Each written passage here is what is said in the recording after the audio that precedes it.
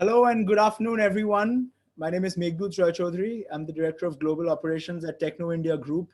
And as part of a very special panel at ABP Education's Campus to Connect program, we have some of the most interesting people that I know in my life on the same panel with us today. And what's very interesting about today's panel is that uh, I think there's a lot of star power that we see here, and which has ensured that about 2,000 people signed up for today's webinar. I don't know how many of them are going to join, but as I heard from ABP today, we've broken some records when it comes to ABP Education Summit. So I guess that's a testament to how excited people are to be joining us from all across the country for today's session. So without any further ado, let me quickly do a round of introductions, and I'll also set the ground for what we're going to be doing today. So we are going to be splitting today's panel in two different segments. The first segment is going to be from aggregators and ecosystem leaders within the entrepreneurship space in the East. We have a couple of very interesting gentlemen with me. We have Kaustav Mojumdar, who is a serial entrepreneur, currently heading the entrepreneurship department and incubation center at SPJMR Business School in Bombay, and also loves building companies, has had a very interesting career as a strategist, assessor, trainer for branding, digital media, data science, and entrepreneurship. It's great to have you with us, Kaustav. It's also maybe the most formal introduction I've ever given for you. Hopefully the rest of the session will not be as formal. We also have with us Aditya Baron Mullik. Aditya is somebody that I've also, I met a couple of years ago, and since then every conversation I've had with Aditya has been one where I've learned something from every single one of those conversations. And for that matter, I thought it'd be great to have him on the session with us as well. Aditya is an ex-Boston Consulting Group consultant. He used to head the Europe practice at some point of time. Until then, at some point, as a very young overachiever, got tired of all that, came back to India to start his entrepreneurship journey. And he's been heading IQST skills training and has taught more than 100,000 people in his life in the last 20 years or so. So that's a very brief introduction of Aditya and Kaustav. They will obviously be telling more stories about their past so that we can all learn from them in the next 40 to 45 minutes, after which we will get into our second part of today's session, which is with three very young entrepreneurs, all three of them from three different spaces, which I believe are very closely embedded to the idea of Calcutta, the city that we all love and that we are here in. Most of us, I guess, are joining in from the east of India. The three of them, I'll go in order. Ladies first, Priyanka Mondol, she's joining us today to represent the social entrepreneurship space. She runs this organization called Clan Earth. And she's obviously going to talk a little bit more about what she does in detail. But to give you a little bit of insight, she makes sustainable bags and clothing. And this is something that we'll hear about in a lot more detail from her. So for today's session, she represents the social impact and social entrepreneurship space. Second, for the second part of today's session, we will have Shayan Chakraborty. Again, a very dynamic young entrepreneur, somebody I've known for a bit as well, and who's very well known amongst the youth of the city as a premier food entrepreneur.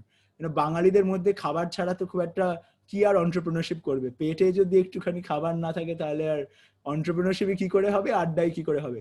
So from that perspective, we have Shayan Chakraborty with us, founder of Where's the Food, a very affordable food chain targeted towards young people. And I think he just opened his fourth restaurant, if I'm not mistaken. And he has a lot of things in mind as well. And last but not the least, for the third panelist for the second session of today's panel discussion on Entrepreneurship 101, brought to you by ABP Education, we have Rajid Bhattacharya. They're representing the tech space, the tech side of things.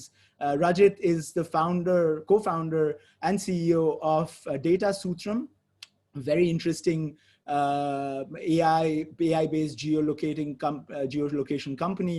And what's even more interesting about that is that he's one of the very few people, I think the first company that got funded by 100x VC, and he has been incubated, and he's recently raised a funding round of about 2 crore rupees from, was it Indian Angel Network, if I'm not mistaken, Rajid? Yes. Yes, Indian Angel Network has invested about 2 crore rupees in Rajit's company. And that's why I feel that, we have a very interesting blend of people that we have with us today. And I personally, as somebody who cares deeply about the city, and not just the city, about the entrepreneurship ecosystem of the city, I'm very excited to be hosting this session on behalf of ABP Education. So without any further ado, let's jump into the first part of the session. Ladies and gentlemen, I would request Priyanka, Shayon, and Rajit to take a little back seat and we'll come back to you for the second part of the panel. And for all of those who are joining us from across the country, a very, very warm welcome. And we're going to begin our session with Kaustav and Aditya right about now. Hi guys, how's it going? Very well, thank you. Aditya, hi. Let's just make sure that we can listen to you properly. A couple of words from you. I think you're on mute. So, can you hear me now, Meghdut? We do, yes, Aditya. Okay, great. So first, I would like to actually begin by thanking ABP Group and ABP Education for this wonderful thing. I think it's going to be very meaningful for all of us. And thanks to Meghdut for coordinating this and making it happen. A lot of effort. And most importantly, thanks to all the people who took time out and have logged in to listen to us. I hope that we are able to offer some value to them. And with that, let's go. I'm all excited. Great. Thank you very much for setting the tone, Aditya. We currently have about 327 people watching us on this platform. And I personally am quite excited. I'm sure there's a lot of students who are joining us. I'm guessing there'll be some people from the industry, hopefully some parents and heads of institutions as well. And, if we had to talk about entrepreneurship at this current time and space, I think I'm sure both of these gentlemen with me would agree that it's maybe the most important thing we can talk about right now. Because if you look at any crisis situation that has taken place in the world, in all of time, even if you look at, let's say, the World War II, right after that, we had the Industrial Revolution, right? And there was a huge spurt of innovation that happens right after any crisis takes place. And we are going through maybe the biggest crisis in our times, although I hate talking about this unprecedented crisis because that's how it always begins. But you can't avoid talking about it in a way because our normal ways of functioning, of living, of working has completely taken a step back. And the kind of people that I'm with on this panel right now, they are not the kind of people who think twice before jumping into new avenues, starting off new ways of doing their work, and not being in general deterred by any kind of crisis. So my first provocation to both of you gentlemen, I'd like both of you to weigh in on that, the importance of entrepreneurship in times of crisis. And right after you, of course, introduce yourselves, please take a couple of minutes, tell us a little bit about your backstories, your origin stories, because all of us are the Avengers here. All of us are the superheroes that this city not only needs, but I guess, deserves as well. What has it been like for you? How has your life changed? Starting in alphabetical order, I'll go to Aditya first. No, actually, I was going to say that, since Kaustav is older, wiser, and better academically than me, let him start. Was that a subtle ageist statement from Aditya? I'm not going to weigh in on that. I keep getting this because I seem to have white hair, so that is the problem. I've shaved it off, so. All right, Kaustav, go ahead then. Thank you, Meghdut. Thank you, ABP. Absolute pleasure. There's some known faces. So good to see Rajid again. Your question was how relevant is entrepreneurship? The other day, one of my colleagues at SPJMR very nicely mentioned that we all seem to work for an entrepreneur. Right? Now, I'm not trying to sort of, just because I claim to be one, I'm not trying to say that it is the thing to do or the most important thing to do, but the fact of the matter is, it's not just a question about a crisis. An entrepreneur is a necessary evil of the society, if I may use a word like that. Entrepreneurs are necessary not just because they generate employment, but they forward further society, especially in a crisis when everything seems to sort of tumble downwards. I think it's an entrepreneurial spirit, and one doesn't have to run a company to have an entrepreneurial spirit. It's the entrepreneurial spirit which makes people think that, you know what, I'm going to come out of it come what may. I'm going to look up and I'm going to figure out a mechanism of coming out of this smiling. I think that spirit is crucial. Entrepreneurs necessarily need to have this. I'm yet to meet a pessimistic entrepreneur. I mean, that seems like an oxymoron to begin with. So entrepreneurs necessarily look at a crisis and start looking at opportunities. And every crisis we have seen proposes opportunities. It's for us to see them. And I think what we are going through right now is also one such crisis. We have never seen it before, etc., all that we know. But the fact of the matter is the world is never going to be the same as it used to be, say, before the lockdown was announced in March. How is the world going to change is what people like Aditya and Rajid and you, Meghdut, and maybe people like me, and far more important people than us are continuously now trying to look at and build and hope to build what tomorrow is going to look like. Is it important? It's the most important thing right now for us. Hindi mein kahavat hai, ummeed pe hi duniya qaim hai. So I think it's extremely crucial that entrepreneurial spirit stays extremely. One of the reasons I agreed to do this is I was told there'll be lots and lots of students over here and possibly would be entrepreneurs over here or existing entrepreneurs.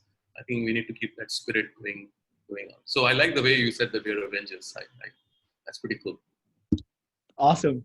Aditya, what about you? How has it been for you? So, Meghdut, actually, I would like to play off what you said. And I think that entrepreneurship and its importance and its need is much bigger than COVID. It's much bigger than its contribution to the economy of a country. It's much bigger than its contribution to the brand equity of a country.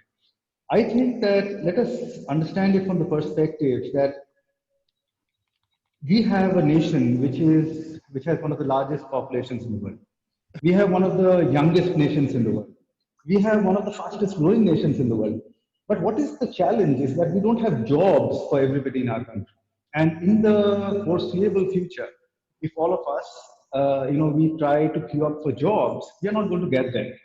So in order to create the employability by creating and enhancing the economic capacity of our country, and therefore being able to make sure that we are able to provide sustainable, productive, remunerative, and growth-oriented employment for the young people, entrepreneurship is fundamental. I think that should be the single most important agenda in our country at all times.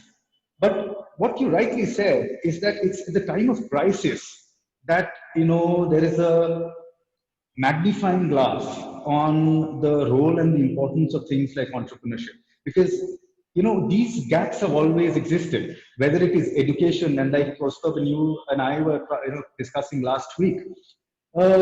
Education should have transcended the borders and limitations of brick and mortar long back, particularly because we can't build enough schools and colleges to educate all our kids.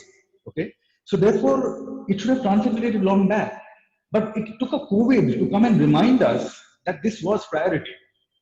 Similarly, if we take healthcare, the fact that we don't even have primary healthcare centers for everybody, where we can do a COVID test, it took a COVID or a crisis to remind us that somehow we had lost the race in making healthcare a priority.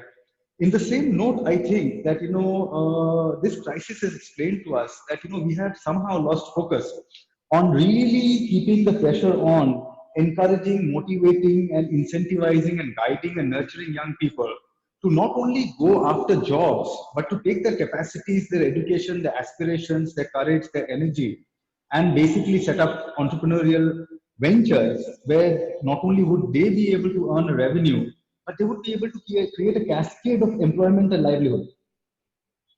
So that would be my measured introductory point on this.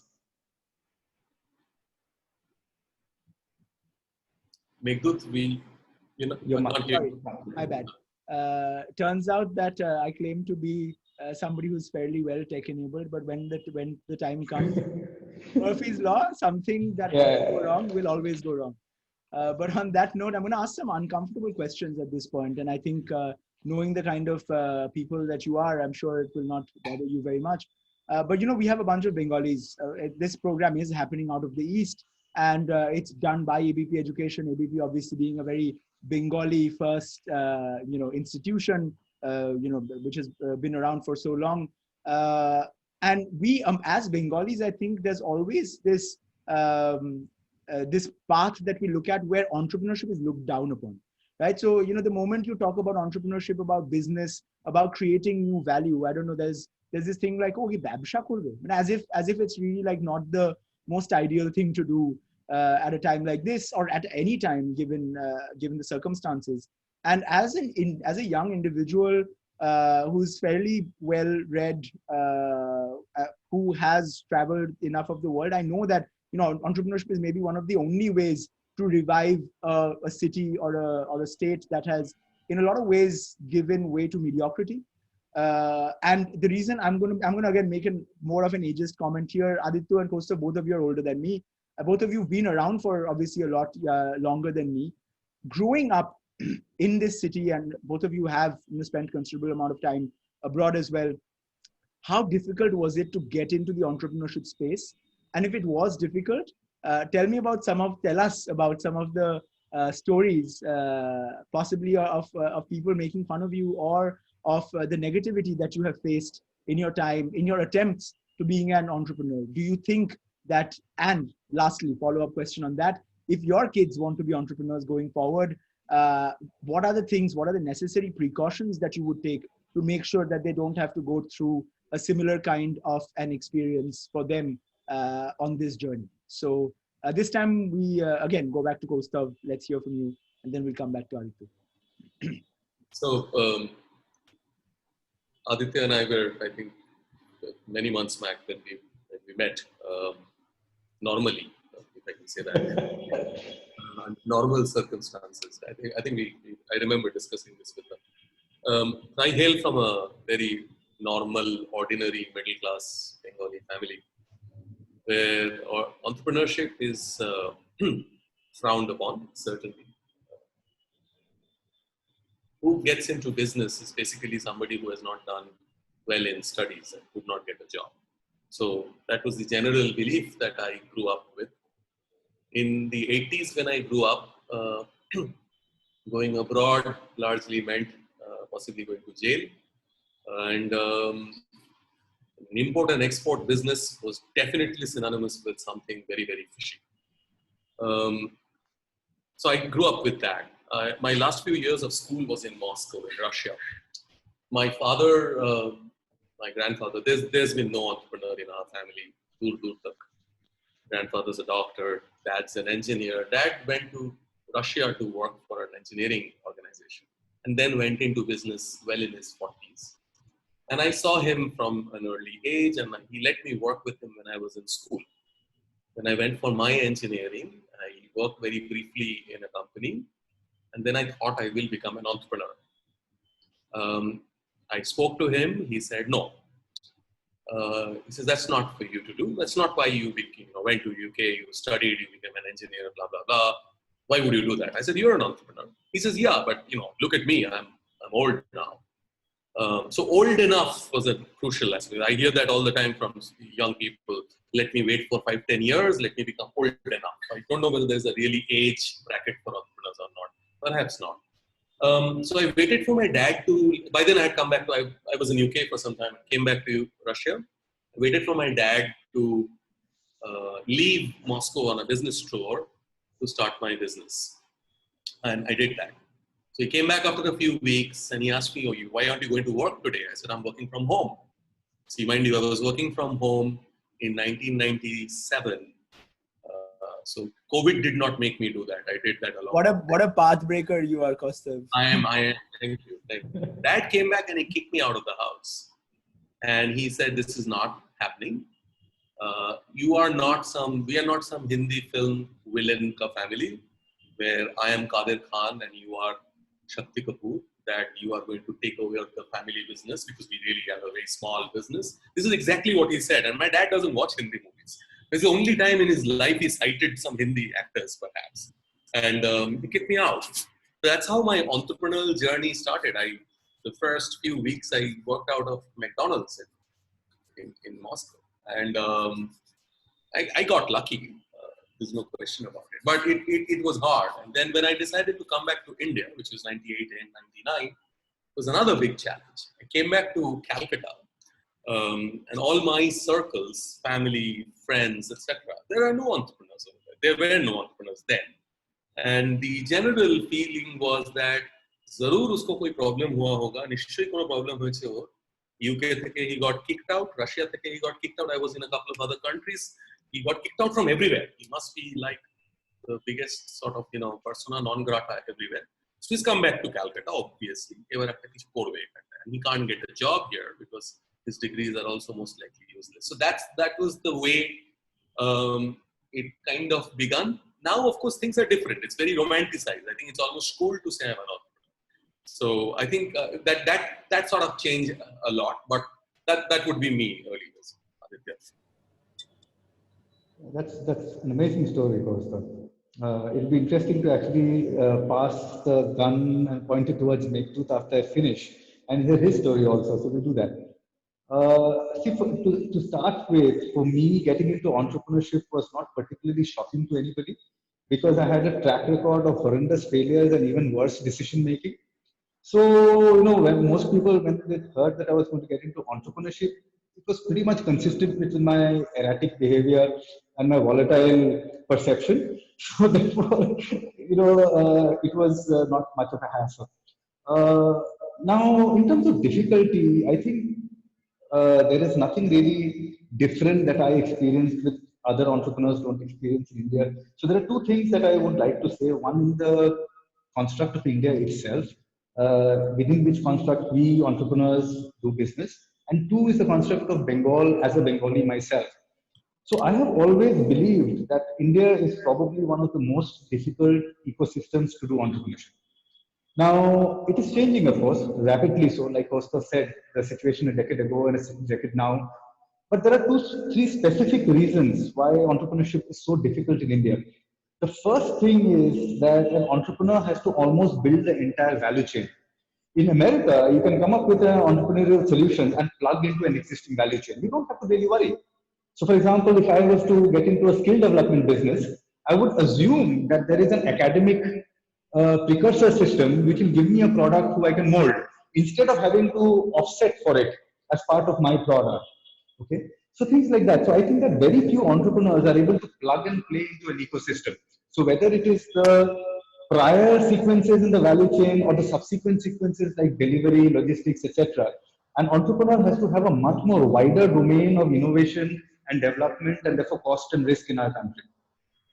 Second is, I think that our country is nightmarish in terms of compliance. I think that because our compliance environment sadly assumes that all of us are here to do criminal acts. Therefore, regardless of your size, scale, and scope of business, the compliances are, I think, to my mind, completely impossible to navigate. And therefore, most entrepreneurs are not able to navigate that compliance environment despite their best efforts and intentions and fall foul of that compliance environment. And then a huge amount of entrepreneurial resources and financial resources go in trying to address that. So I think that therefore in India as a whole, it is a fairly tough challenge, despite the fact that perception towards entrepreneurs have changed. Now in Bengal and specifically, Bengal of course is a very intriguingly diverse state. So if we talk about the time of the Tagores, Darkanath Tagore, etc., Bengal was really where all the Titanic business people were. Okay, at the dawn of independence, Bengal was one of the most industrialized and developed states. Okay, even now it is among the top 5 in terms of GDP, of the country in terms of the state. So we've always been entrepreneurial, but the classic middle class Bengali family to which I belong, Kaustav belongs, and all of you belong, has always tended to be a little scared about people getting into business, and have tended to have a probably distorted perception basis an under-informed view about what businessmen were and what they did. So having said that, I feel that there's been a risk perception and maybe a judgment. But I think that the current generation, particularly the three who are going to follow us now, I don't think they care a damn. I think they are very aspirational. They're very courageous. I think the current generation really doesn't need to listen to or want to listen to anybody. They don't get deterred from their path, and all courage and all strength to them. And I think as a result of that, dramatically those perceptions have changed overnight. And today, I think in Bengali families, when people hear that you are into entrepreneurship, the level of being aghast is probably not that much. And probably, parents are not that upset when their children say that they want to do entrepreneurship. So I think that the generation which succeeded us, or the generations which succeeded us, did a far better job of being role models and let us say, harbingers of change than we were in changing this distortion of perception around entrepreneurship. And to answer the final question, whether I would ask my child to get into entrepreneurship, there are two things. One is that, entrepreneurship is not a joke. It's a lifelong commitment and it has lifelong consequences.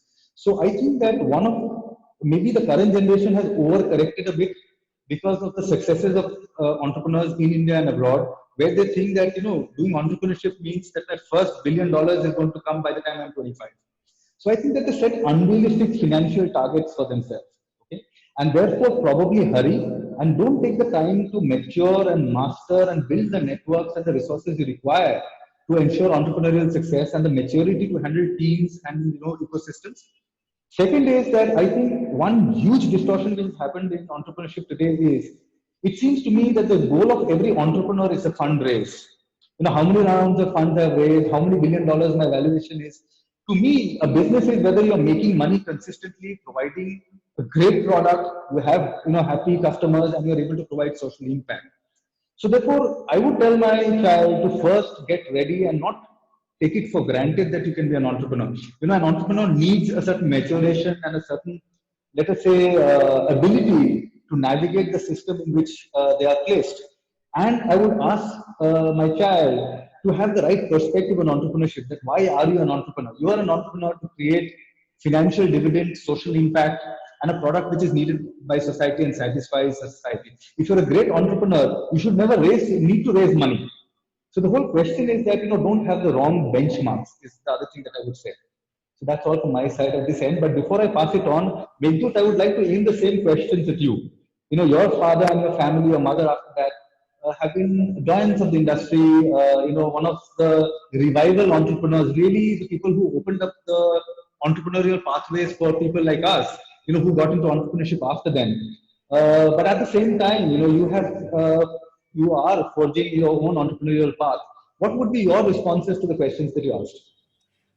Thanks for the question, Aditya. I'm going to take on the role of take off the hat of my moderator and try and come in as a speaker for a little bit. So I think when you talk about entrepreneurship in India, and wherever it is, I think the role of the role model is very important.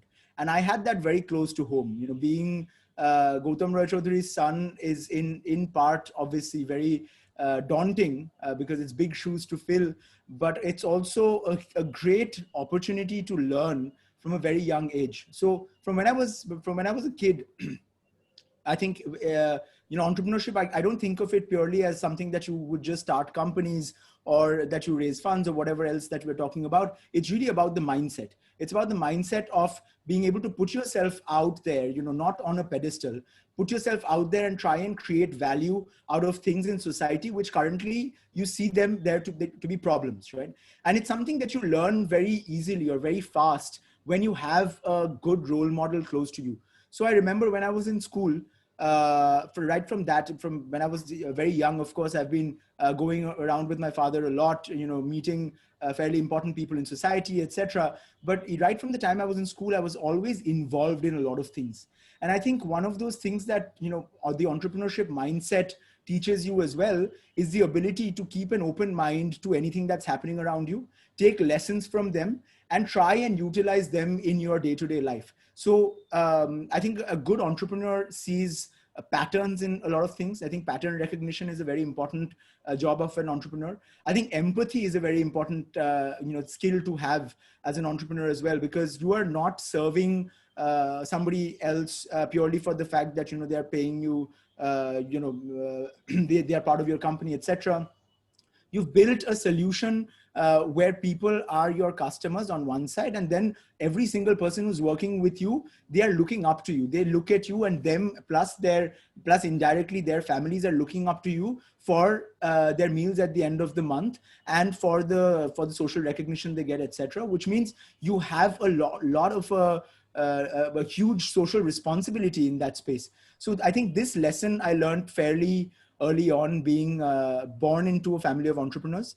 I knew for a fact that I would never really be able to work with anybody else at a company. I have tried working with other people in companies. I tend to not deal with bullshit very well. I can't deal with people telling me, hey, this is how you should do it. And when I ask, okay, if I were to do it a bit differently and I can predict these outcomes, then they said, hey, we've always done it this way. Let's not try it out. I can't deal with that kind of a situation. So, that bullshit filter built in very early on in my life, that was something that I learned again, being at home. But I think most importantly, the fact that as an entrepreneur, you are bigger than yourself. As an entrepreneur, you represent an organization, a family, a state. In fact, I think with the work that we've done at Techno India Group, I think the revival that you were talking about has been on a mass social scale, right? We are impacting approximately 80,000 lives every year through our schools and colleges, almost 1 million alumni at this point. And it means knowing fully well that, hey, if you're not able to provide the right kind of track to all of these people who are looking up to you, it means that little kid in a little village in Purulia or Uttar Dinajpur or Bishnupur or Bankura does not get a job, or is not able to bring their family out of poverty. It's a lot of responsibility. And I think being an entrepreneur is also recognizing, of course, your privilege. It's important because especially as a second generation entrepreneur, sometimes we end up taking a lot of things for granted.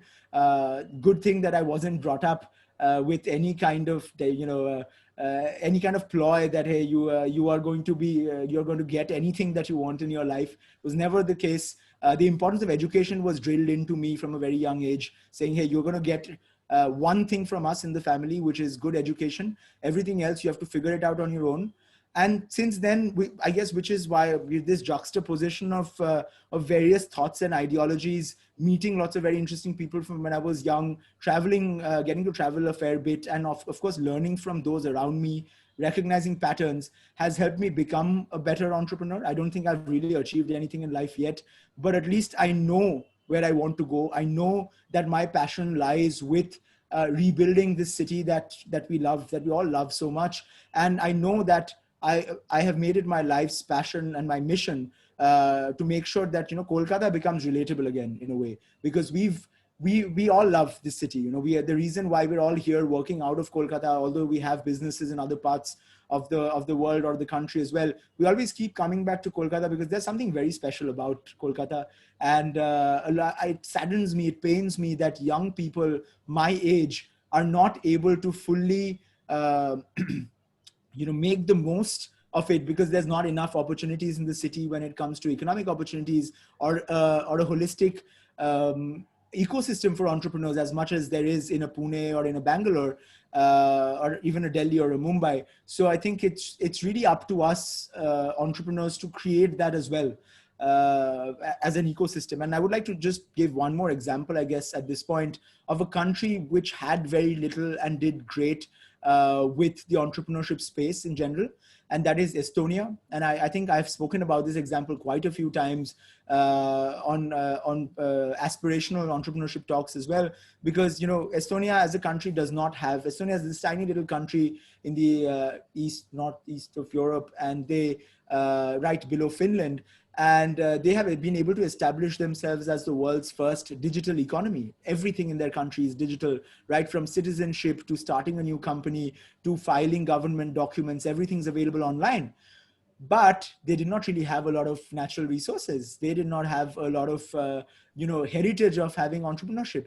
It's just something that has developed over the last 25, 30 years, since the time that Skype was founded, and then TransferWise was founded, and then Bolt was founded, because entrepreneurs support other entrepreneurs. And I think that's one thing that I would like to dwell upon on the next question that I would throw back to these two gentlemen here, is the importance of having an ecosystem which supports each other.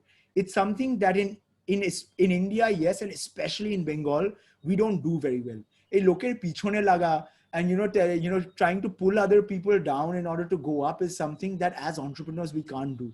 Entrepreneurship as an ecosystem will not develop unless the people at the very top are able to pull others up. Estonia was able to develop so much because 6 of these entrepreneurs, who are called the Estonian Mafia, the founders of all of these companies, Skype, TransferWise, Bolt, they support and they invest in every single other company that comes out in the country, which means that for the newer generations, there's so much more motivation. They have great role models. Coming back, now circling back with the first point I made, the importance of role models is not just at home. Not everybody is as privileged and as lucky as I am to be a second generation entrepreneur, growing up in a household which had other entrepreneurs to look up to. Most people are looking for role models and inspiration outside. And that, I guess, ladies and gentlemen, is something that we have to create for our younger generations, for our younger entrepreneurs. And hopefully with more conversations around this space and, talking about the very fact of education itself. Sometimes we mistake the real goal of education. Education as a field has not really been disrupted very much in the last 100 years. Yes, we do have the biggest edtech company currently coming out of India. We have a Byju's. But if you look at the global edtech scenario, or even the education as a space, it's not really been disrupted. We're still doing the same kind of education we were doing before, just digitally. So my next question to both of you, and I want to pick your brains on that. One, I would like to know about how important do you feel the ecosystem is for entrepreneurs, and what do you individually do very tangibly as takeaways for the audience? What do you guys do to make sure that there are more role models around, and that barrier to entry of entrepreneurship is a bit lower for the next generations?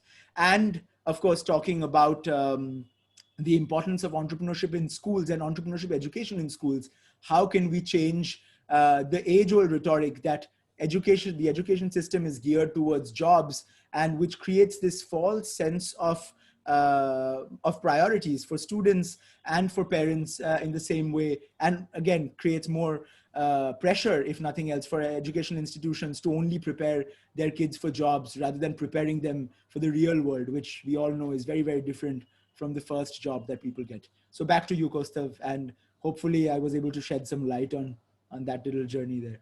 Absolutely. Thank you, Meghdut. What I find admirable in you is your recognition of the fact that you have been very privileged. I think that makes you very special, and I hope you continue doing what you do, which is support entrepreneurs. I think it's a very relevant question, what you just asked. To answer that, I will sort of break it into a few parts. The first thought that comes to my mind, I'm greatly inspired by Professor Ken Robinson. Unfortunately, we lost him very recently. He passed away.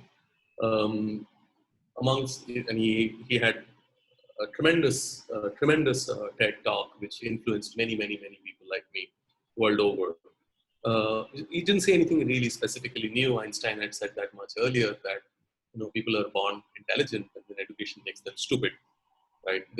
I hope you don't take me in a negative way, Meghdut, you being part of a massive education group. I'm sure you guys do it very well.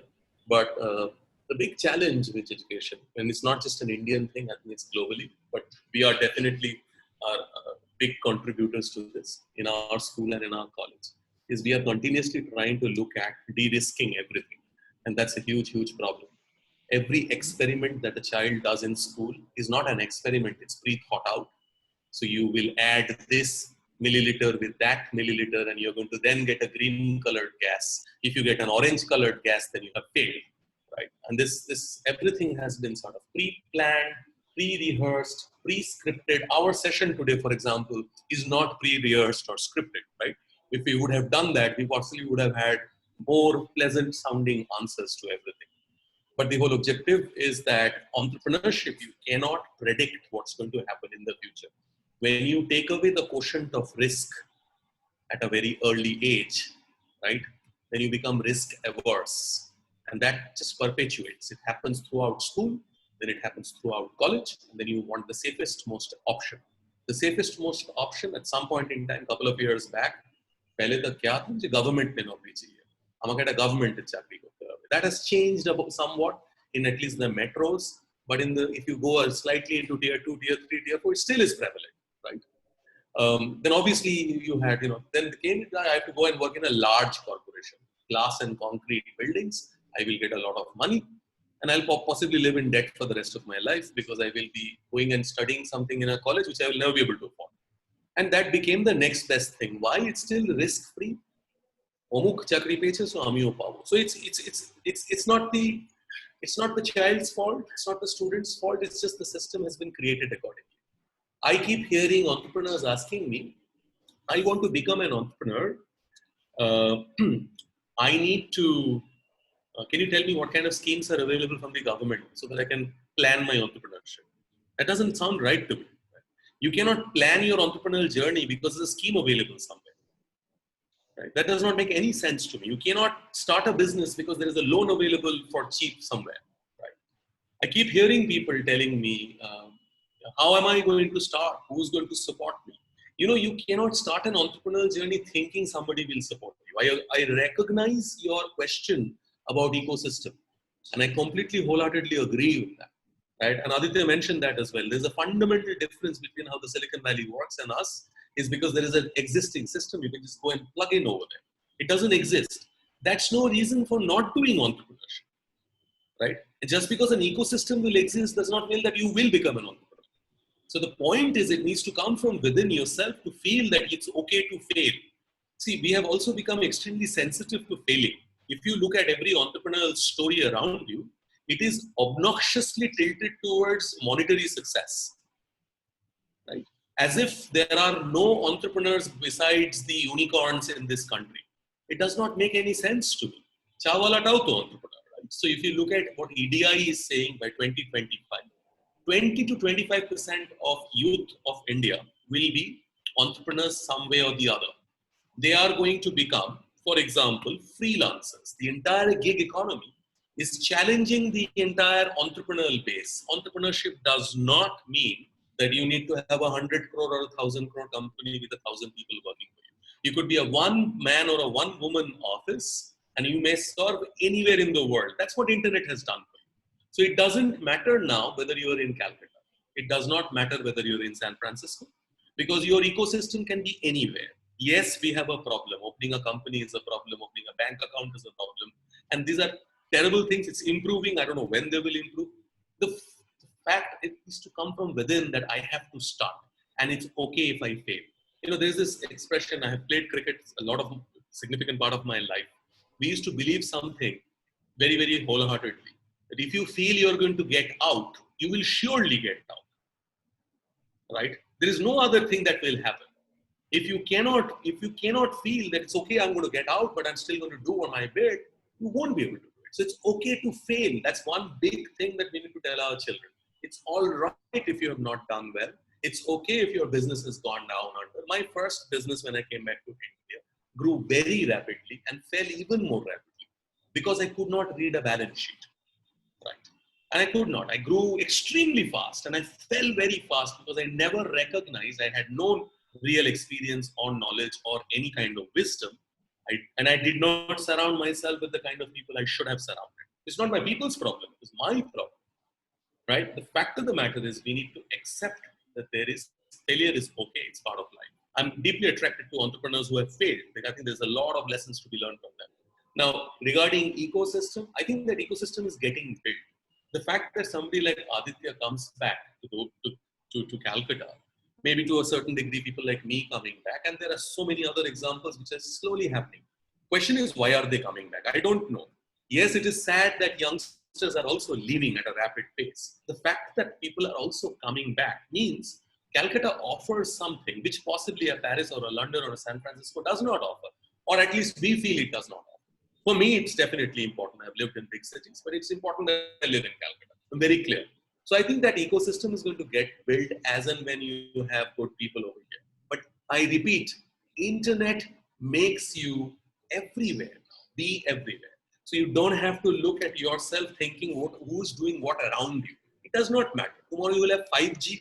When you have 5G, you know the whole game is going to change completely. It's going to be a paradigm shift. So the ecosystem is crucial, but the bigger point for us to recognize is okay to fail. And as long as we can recognize that, I think you've done like 30% of it. Final bit, entrepreneurship, and I think Aditya mentioned this, and I completely agree with this. Entrepreneurship is deeply philosophical. I'm sorry, this may sound a little wishy-washy. It's not about what you do or how you do. The question is, why will you do it? And that why determines what your success parameters are. If your why includes a Lamborghini Countach or some kind of an expensive car with only 2 doors, and that too in 6 months, then possibly if you start a roller dukan, it's not going to work because you won't be able to sell so many rolls.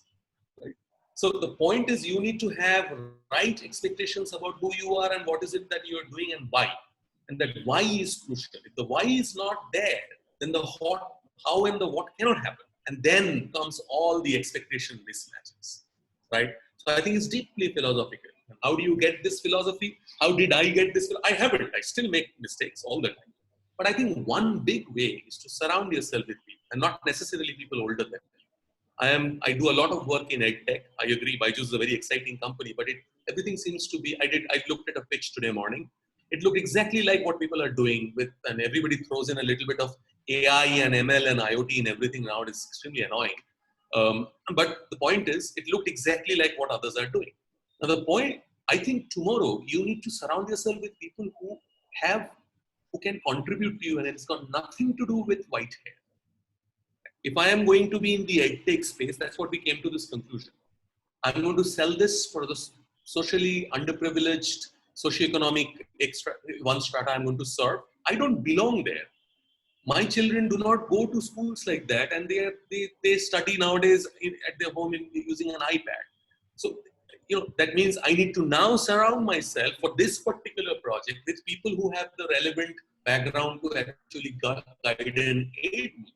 If I don't have that, no amount of big degrees is going to help. So I think that mentorship will become really extremely crucial. Sorry, that was a long answer. Long but very necessary answer. I think a lot of very, very interesting points on that. Aditya, of course, I want you to also bounce on these, and this will be the last part of this particular part of the session. But there is a couple of questions coming in, which there's currently 38 questions waiting in the queue. I don't know how many we'll be able to take them, but one which has been coming on quite often, which I would also like you to throw some light on. A lot of people asking, how do you become an entrepreneur without backup? Who's going to give your first, opening capital? So if you can also in your way deal with that question, and of course answer the last two, and then we'll move on to the next segment. Kaustav actually had a খুব interesting, খুব powerful point raise করলো, which is the point about failure. Now, আমাদের দেশে ফেলিয়ারের ভীষণ severe consequences ছিল, because আমাদের দেশ post independence একটা শর্টেজ ইকোনমিতে ছিল। তো স্কুলে বা ক্লাসে ফেল করলে যে ভবিষ্যৎ অন্ধকার হবে, that was true. So similarly এই যে ফিয়ার অফ ফেলিয়ার, যেটা আমাদের পুরো সিস্টেমে ঢুকে গেছে, ওকে, ফর জেনারেশনস আমাদের এফেক্ট করেছে। আমরা যখন বিদেশে দেখি, আজকে আমি ইউরোপে দেখি, আমেরিকাতে দেখি, বা যে কোনো ডেভেলপড নেশনে দেখি, তখন দেখা যায় যে কেউ পড়াশোনা করে একটা গ্যাপ ইয়ার নিয়ে নিল, পুরো দুনিয়া ঘুরে নিল, কিছু একটা ছোট ব্যবসা করে নিল, 2 বছর পরে এসে কলেজ বা স্কুল শেষ করে নিল।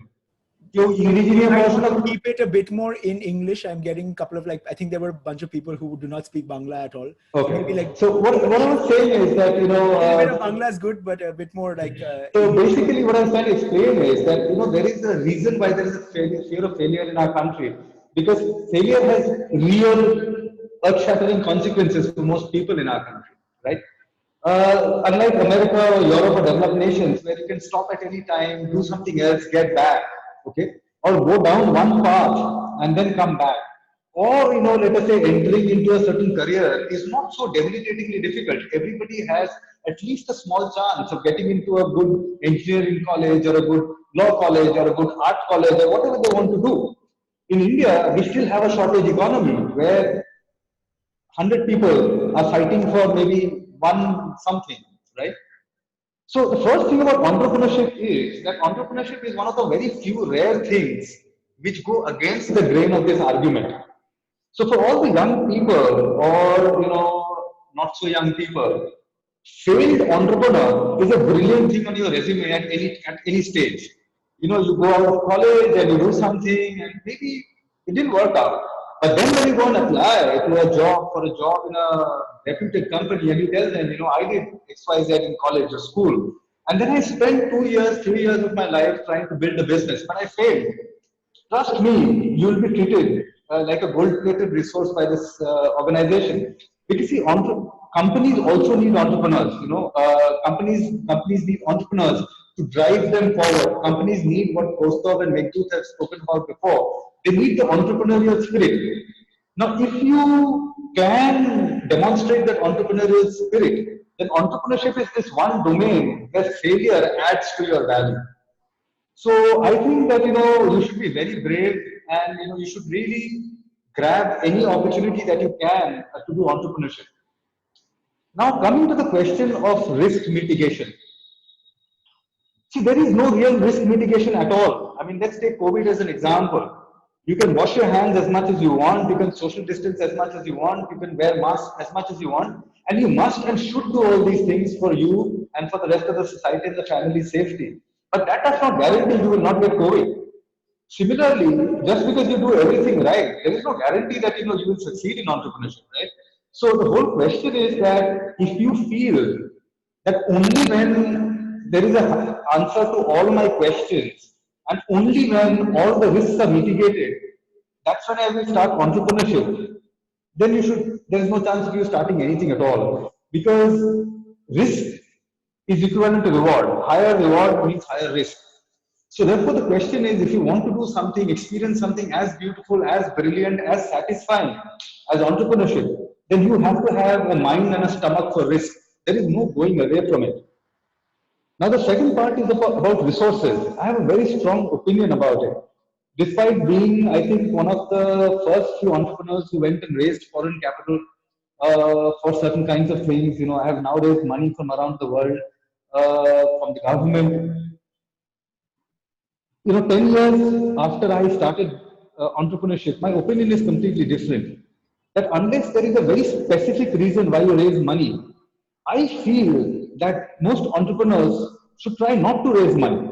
Because if you have a good enough model and if you are effective, then it is possible to leverage organic revenues, to leverage debt, to leverage other kinds of benefits and resources which are available in the domain today. I think raising money is a very lame thing to do, and most of us raise, including me. I gave up a majority of my company, my first company which I started, because I raised capital. And because the company was very new, I didn't have a great valuation, and therefore, I ended up losing a majority control in my first company.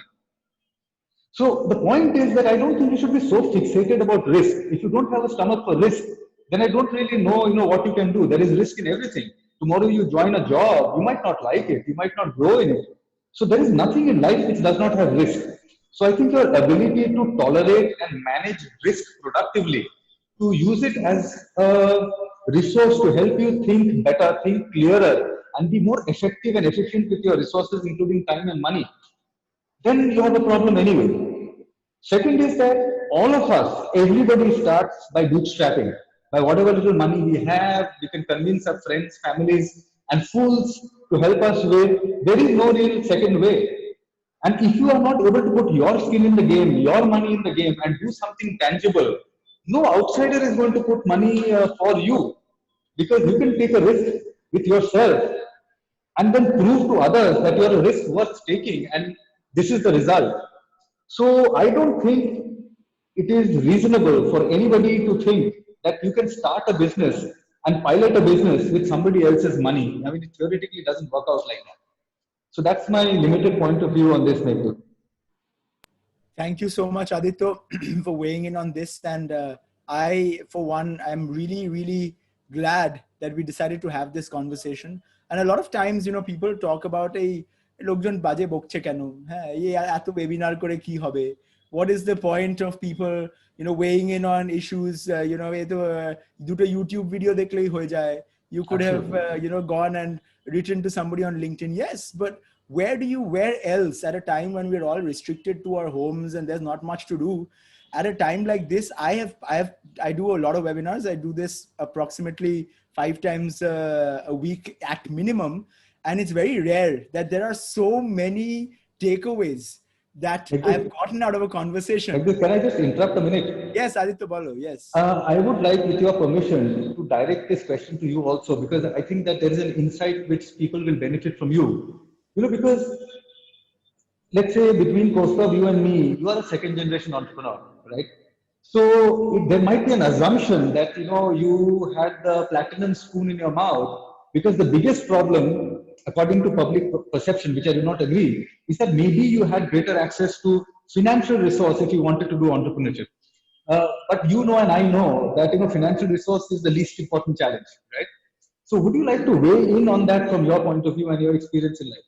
Absolutely. So see, when you talk about Techno India Group, you can't consider it as a startup anymore, right? It's been around for 35 years. It's pretty much like a corporate educational enterprise with various branches and trees. It's like a huge bodgach, right, at this point. So that is something that does not require any funding. But what's very interesting, Baba, it's constantly hammered it into our heads that ব্যবসা করলে নিজের পয়সায় করতে হবে. This is very, very important. That till date in Techno India, we've built a lot. We are maybe one of the fastest growing educational organizations across the country, and we don't have a single penny of debt. And I think that's important, like recognizing the fact that a very important way of also looking at entrepreneurship, I think, is the frugal innovation path of entrepreneurship, which is very important in the Indian context. And I'm getting a lot of questions here, people saying, acha backing na thakle ki kore shuru korbo? How will I start if I don't have capital?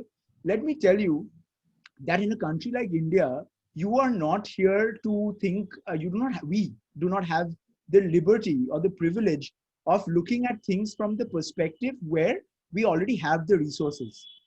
In most places, if you are trying to solve a problem of, be it accessibility, be it logistics, be it mobility, be it education, and you're trying to do it for the bottom of the pyramid where the maximum, the wealth lies, you cannot do it with the perspective that, okay, I will get 10 crores funding, 15 crores funding from them and do it. You have to create value, make money. Macher tele mach bhaja. I think that's one thing that I've learned the best from my father. Is that মাছের তেলে যদি মাছ ভাজতে না পারো তাহলে কিন্তু কখনোই ব্যবসাটা হবে না। তুমি what happens, another thing, the moment that you take people's money, and I will in fact ask Rajid about this later on. He's got some answering to do because he's taken a round of funding very recently. But I think the moment that you take funding is also when you sort of give out your independence and your say in where you want to take your project. You become answerable to people as well. So for whatever situations, somebody said Hindi mein or in English, macher tele mach bhaja literally means that you fry the fish in the oil that comes out of the fish itself.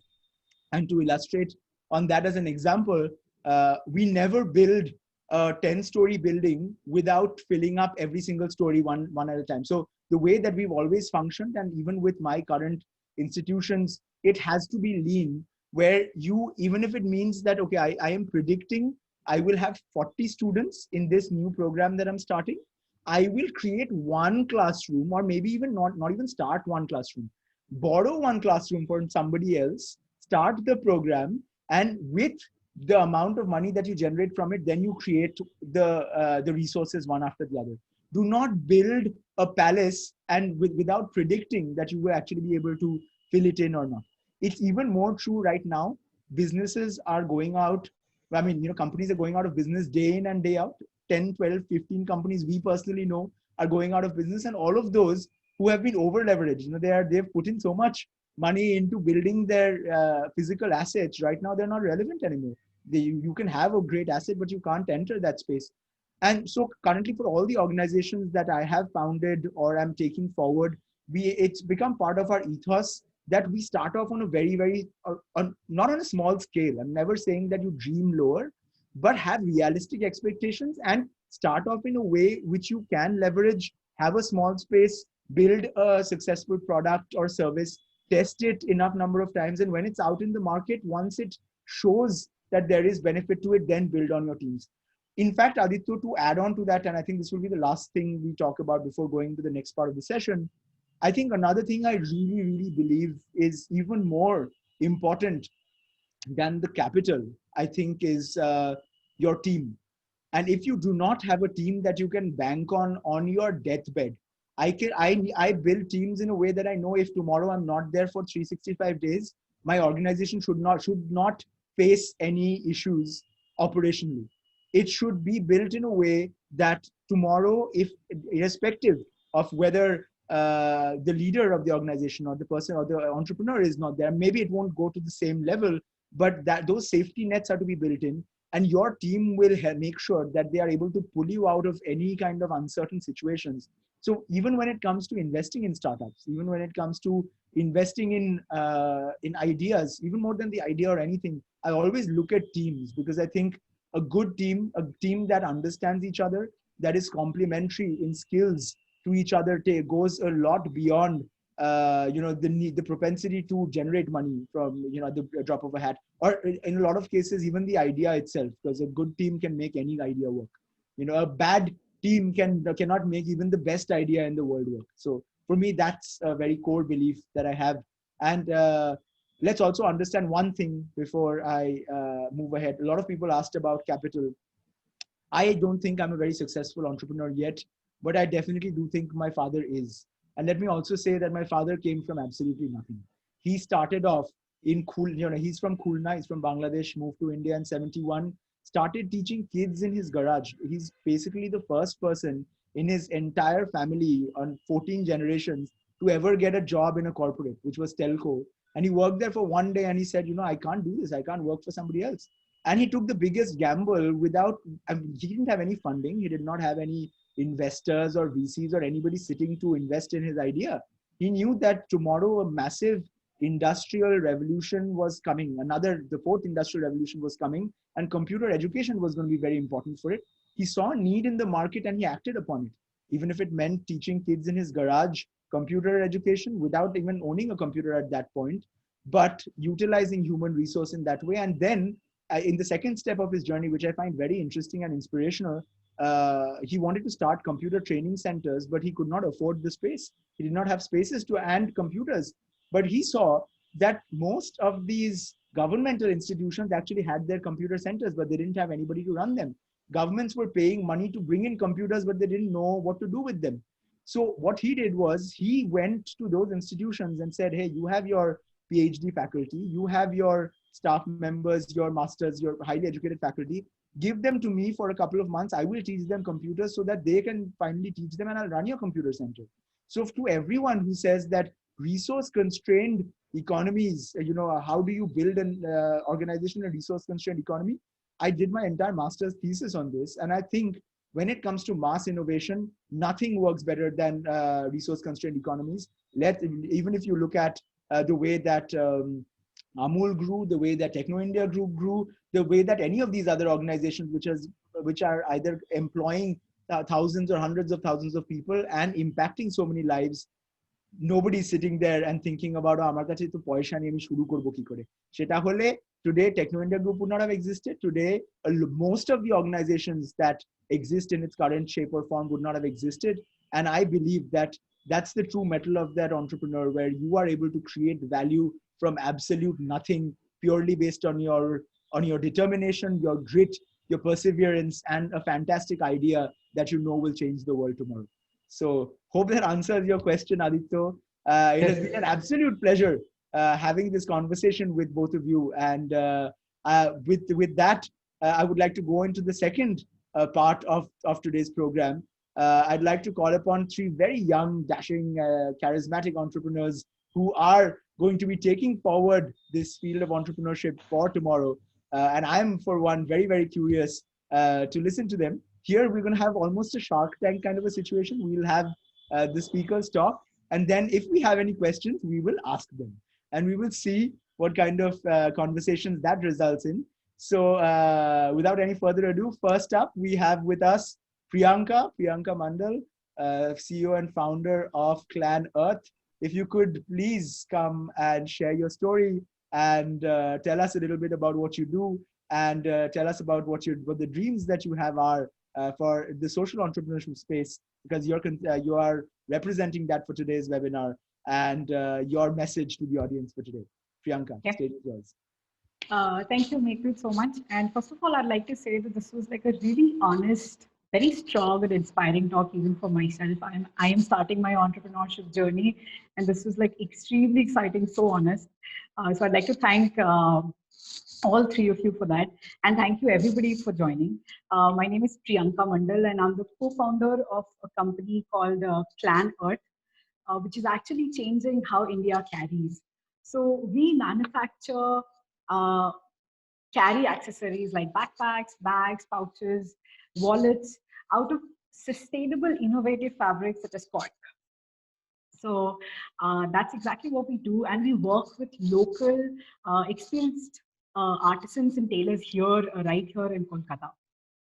And we're also India's first brand to plant 5 trees per product sold. Now, the core of Clan Earth is sustainability, and this idea of planting 5 trees per product sold is like a beautiful way to involve the customer in the restoration of the planet as well. So now I think we're hearing a lot about, where do we start and what do we do? So I think I'll try to gear my this part, my talk, as to from where I started and how I went about.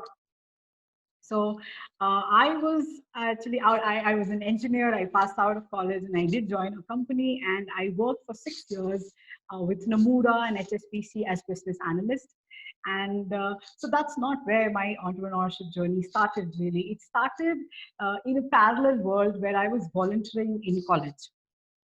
So I started volunteering in my second year of college, and I was working with children in orphanages. I was teaching them English and impacting that 1 life, 5 lives, 10 lives was the biggest point of my life. It was very close to my heart, and I almost knew that that's what is going to be that is what is going to be my journey. I'd love to do that, but like a lot of people are saying in the conversation, I didn't have the resources and the monetary value for it. So I did do my job, but this was always on my mind, and from my 3rd year I have been volunteering until date. So for the last 6 years, I've actually been working with my friends, and then a lot of other volunteers joined as well in the slums of Kolkata and Howrah. I live in Bali, and we teach children English and personality development, and we become their mentors. And after doing that for 2 years, we also started working with the adults in these communities, and we started teaching them how to do handcrafting jewelry, handcrafting small products, teaching them how to use a tailoring machine and then stuff like that. And then we were helping them not just to build skills, but also to get jobs.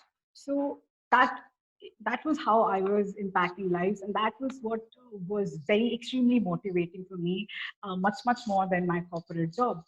And I think 2.5 years into that, we realized that we are creating a lot of hope in the lives of people who didn't have the resources.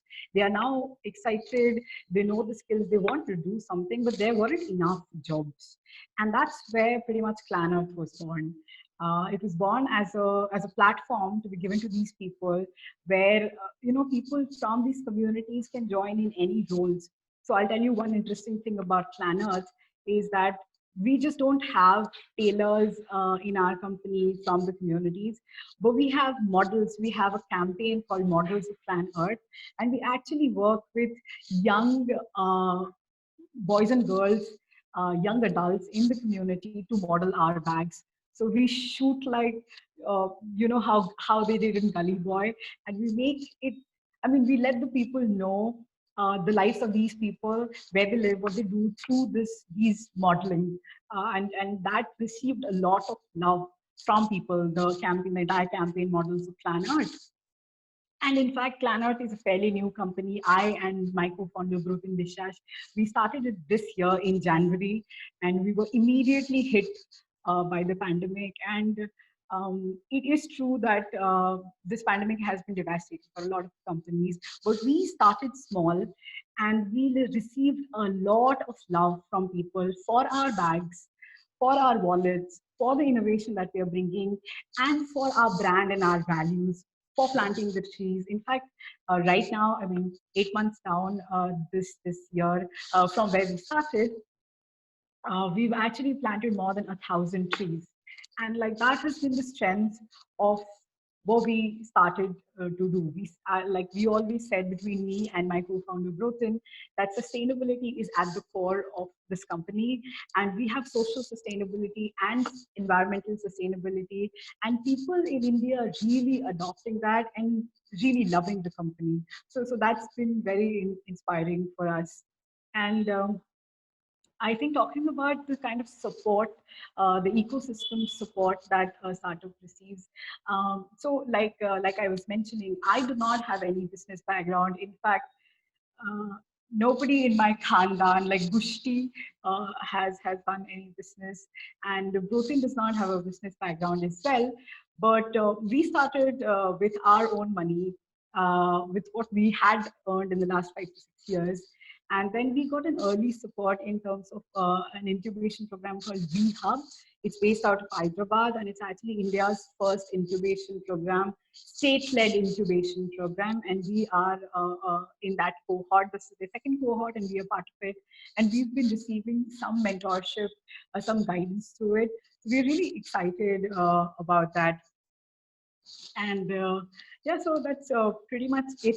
To explain a little bit more about what we do, we actually use sustainable fabrics, and I mean, where the innovation is, we actually use sustainable fabrics such as cork, which is actually called nature's most sustainable fabric. Now that's because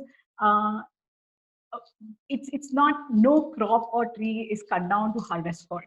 So there is an infrastructure where we can use cork to make anything, wallets, bags, backpacks, anything. And that's what we are doing versus leather or polyester, which is the norm in India. I mean, India is a land of sustainable habits and practices and even products.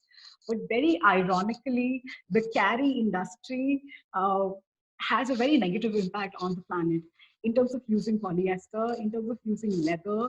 And so that is exactly what we are trying to change with these innovative fabrics. We've just brought in cork, which we're very excited about. Wallets launched like last week, and we're trying to work with fabrics such as banana leather and muslin and peanut X, which is pineapple leather. So let's see how it goes. We've just started, and we're looking forward. I mean, the sales has been slow, I would say, for this year for sure. But with the response from people, so the love from people, and the feedback about our company and the products, we're really excited about taking this forward next year. And with my story, I mean, I wanted to say that, you know, some questions also came in which said you have to study entrepreneurship. I mean, it is very exciting that this is coming up, and we have an infrastructure where you can study it, but it is not necessary to do. I mean, inspiration can come from anywhere. It can be a hobby, like a lot of our speakers said already. It can be just a hobby that you had. It can be your passion to add value to your life, to your family, to somebody else's life, and that can become your entrepreneurship journey. Yes, Meghdut. Thank you so much, Priyanka. I think I didn't know Priyanka is one of the people on the webinar that I know the least. I just met her last week.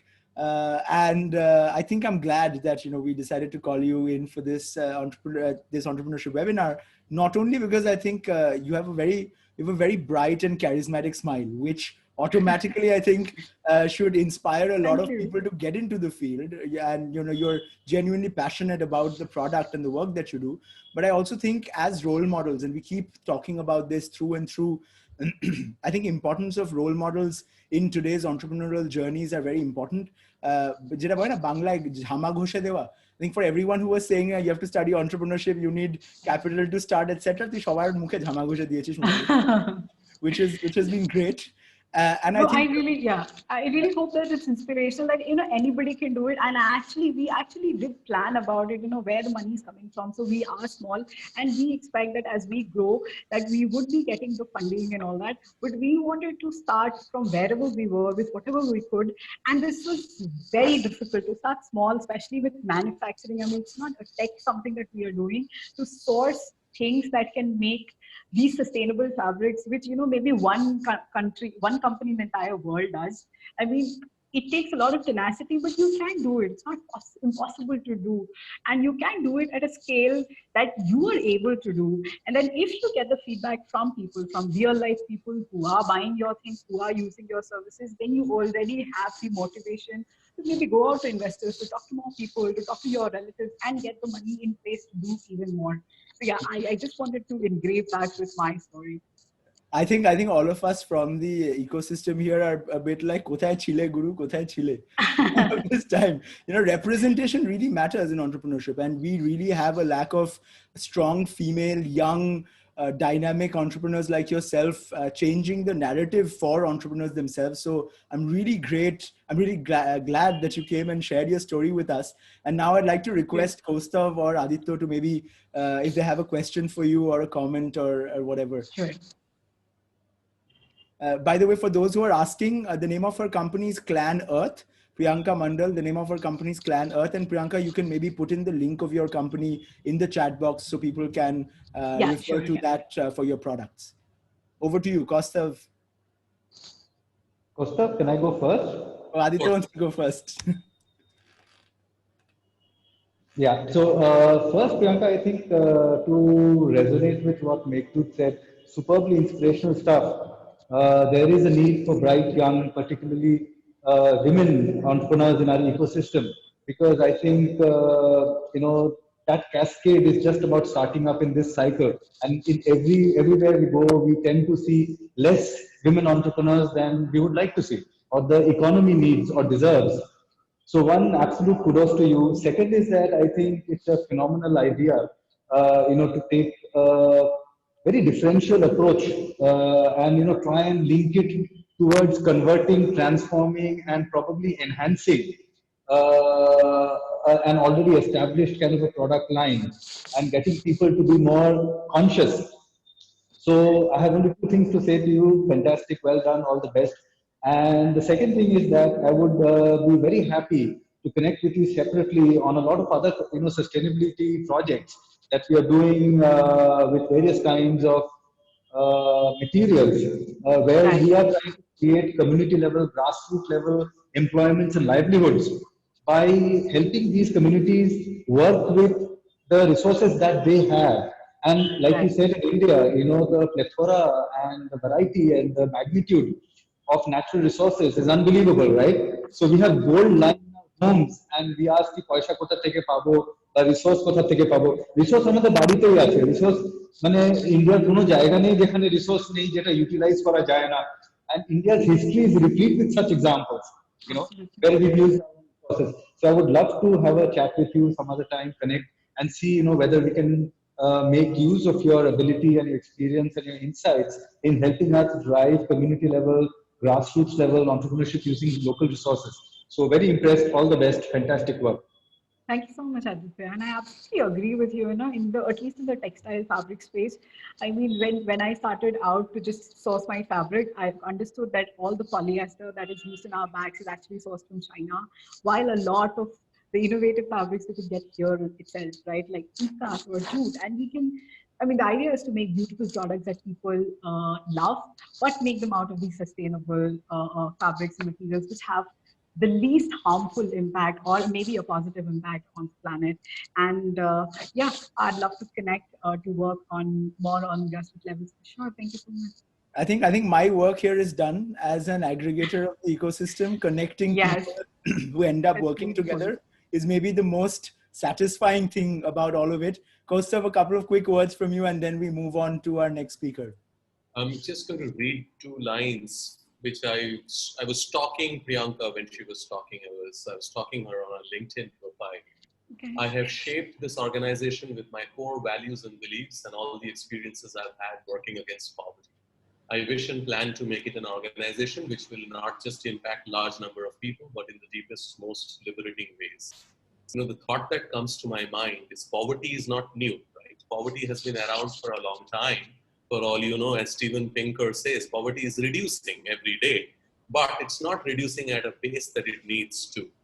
What is liberating to see is, Aditya will agree, we are of a similar age. When we were younger, we would not find people like Priyanka and Rajid and Sayan as much as they're around now. And that actually fills my heart with hope, right? You have young people like them who think that they can make a difference. I think that's the biggest thing. And if Priyanka is not doing this, thinking of all the various ways how she will fail. You need to think about that. But she's largely doing this is because she believes that she can succeed. I think that's one of the biggest differentiators, right? There's so many people who are asking continuously, how am I going to begin? Who's going to support me the first time? I mean, you need to find that strength from somewhere. I'm so sorry if this is not the magic words that you were expecting, because there is nobody who's going to travel with you on this. I mean, you will find all the mentors and the support systems and Aditya and Kaustav and a whole bunch of other old people to support you. The bottom line is that it's your journey. And you need to be able to do this by yourself. And I absolutely, absolutely admire. And I love the fact that you're bold enough to write something which is so personal, that you're going to build this organization based on values. I mean, LinkedIn is the most pretentious nonsense that is around right now. I'm heavily on there. I do all my business over there. But the fact of the matter is, you can actually write something like that. I mean, it fills my heart with pride and hope. I'm so, so glad to have met you, Priyanka. I hope we can see each other more often. God bless. Thanks so much, Costa. So the reality, the truth is, since we don't have any business background, I mean, we couldn't just do it for the money. I mean, we would say if we do it well, we would get the money. But what is it that is going to inspire me and Brotin, both of us, every day to keep doing this? It just can't be the money. So we said, whatever we're going to do the way we live. So we live very close to nature. All our trips are done in trekking and generally we have an outdoorsy life. So we said, whatever we're going to do, we are going to imbibe it, and sustainability and, doing goodness. I mean, again, in India, businesses are not supposed to be doing good. I mean, they're supposed to be, money mongers. But, you look at countries like Scandinavia, and a lot of companies are, the basis of the company is doing good. So we said, why can't we do it?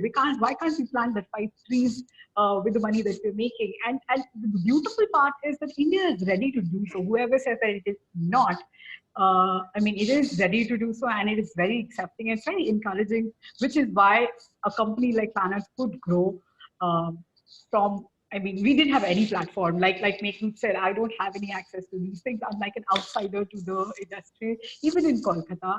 But yes, the moment we started doing the work that we were doing, we started getting the support. I mean, with the incubation program, we didn't apply to it thinking that we would get something. We were like, why would anybody accept us? But they did. And people like you are finding interest in it and accepting that we could do something is the biggest thing for us today. So thank you so much for the kind words. And thank you, Meghdut, for having me here. It's my pleasure, I'd Priyanka. love to connect again.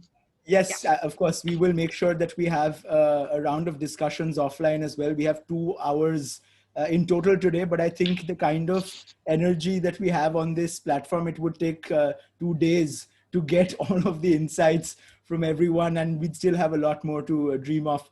And then with moving on, make a nice segue here with dreaming of. I am dreaming about a bit of food right now. Bangali to 4:30 baje, ekটু চা জল খাবার হয়ে গেলে, would be good. And who better to talk about that than one of the most interesting food entrepreneurs that we have in the country right now, Shayan. Shayan, somebody I've known for a while, and he's also very active, not just as a motivational speaker on a lot of social media for very young people, which I think is a great thing that social media has gifted us.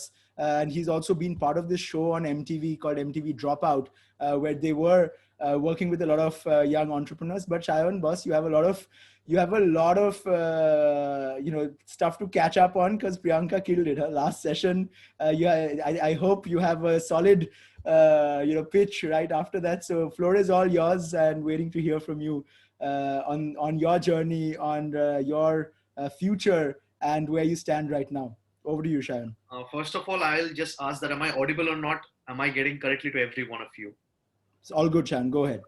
So yeah, hello, this is Shayan Chakraborty, and Priyanka, that was amazing. So it's not about pitching my own pitch. It's about, supporting, it's a very small ecosystem which we have in Calcutta right now. It's not a Gurgaon, it's not a Bangalore. So we need to push each other up. So giving a brief, a small brief about what I do. I am Shayan Chakraborty. I started a lot of things, but which worked out was a small company which we started from one sandwich maker that we call WTF today. We are 1.5 years old, and we have opened more than 4 restaurants, and we are getting down to our online model called the Hunger Number. I have also been the youngest to win the Times Icon of the Year, 2 times TEDx speaker and a Josh Talk speaker, and I've spoken over to more than 150 schools and colleges about motivation and about dreams and about starting with zero money. So even my TED Talk goes like, dream big and start small. There is a very big misconception about in India, or especially in Bengal, that ব্যবসা করতে প্রচুর টাকা লাগে. I think to start a business, you do not need money. You do not need any single money. To escalate a business to the next level, you need fund. And if you're good enough, people will come in, as Kaustav and as Aditya said, that it will be customer who will be funding you. It will be people who love your product. 1 person will bring 2 other person, and 2 will be bringing 4. This is how a business grows.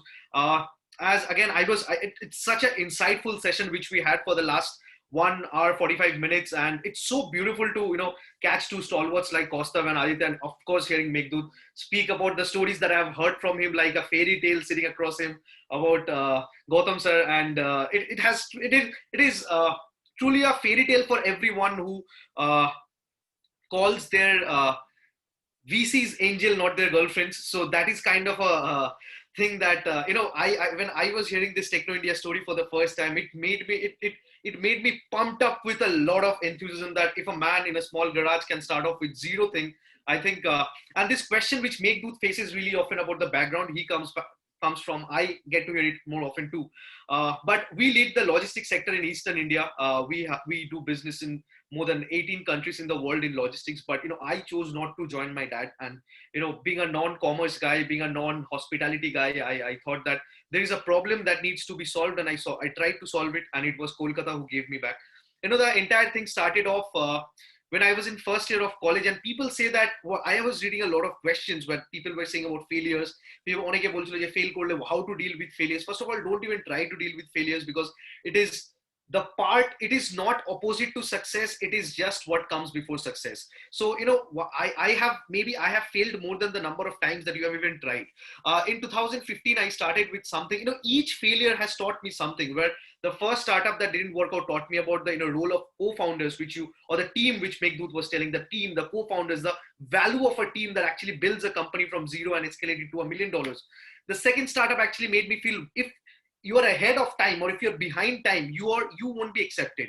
You have to be at the right time. It's a trick of an entrepreneur, to understand the market even before it. Like Gautam sir did, he realized that a computer might be the next big thing coming in the post 2000 period, where millennials will have a great access to the internet, where people will have a greater access to the mobile phones or any device that's portable and can solves a human life problem. So in that way, even we thought that in 2015, we started something called Medicator.in with 2 of my friends. That is the time that I went bankrupt, because I had something that যদি 2 টাকাও কামাই নিজের থেকে করব, কারণ I wanted to tell my story when I grew up. I wanted, my first book is coming in December 2020. So my first book, where I talk about all my failures, and where I list down 11 things which you should not do in India while you are starting up. People say what you should do in India. I say what you should not do in India to start up. It failed massively when we brought into the market. We were guided by a lot of VCs. We are misguided by a lot of VCs in Calcutta and beyond Calcutta too. And this trap was laid in front of me to dilute a huge amount of stakes at a very minimal percent, because we were in early stage and we didn't even value a lot at that point of time. But when we launched it and we thought that it's time for us to bootstrap, we invested a huge amount of money. But Practo was coming into the market, and Practo had already 1 million users in their Play Store and Google App Store.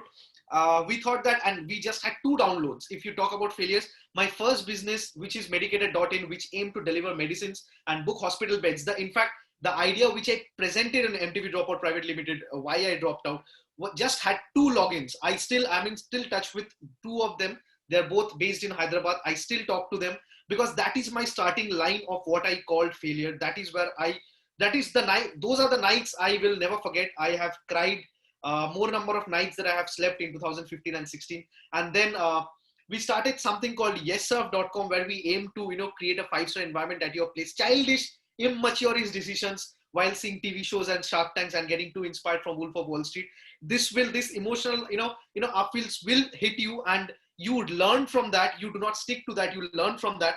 And that same thing happened with me. And we just, আমার এখনো মনে আছে, আমরা একটা মাত্র event করেছিলাম, that is 15th April, আমার জন্মদিনের আগের দিন, that is the day before my birthday. নববর্ষ করেছিলাম উদিতা বলে একটা ফ্ল্যাট কমপ্লেক্সে দক্ষিণ কলকাতায়, যেখানে we were handed 3000 rupees, আর আমার সবাইকে পেমেন্ট করতে করতে 400 টাকা থেকে গেছিল হাতে।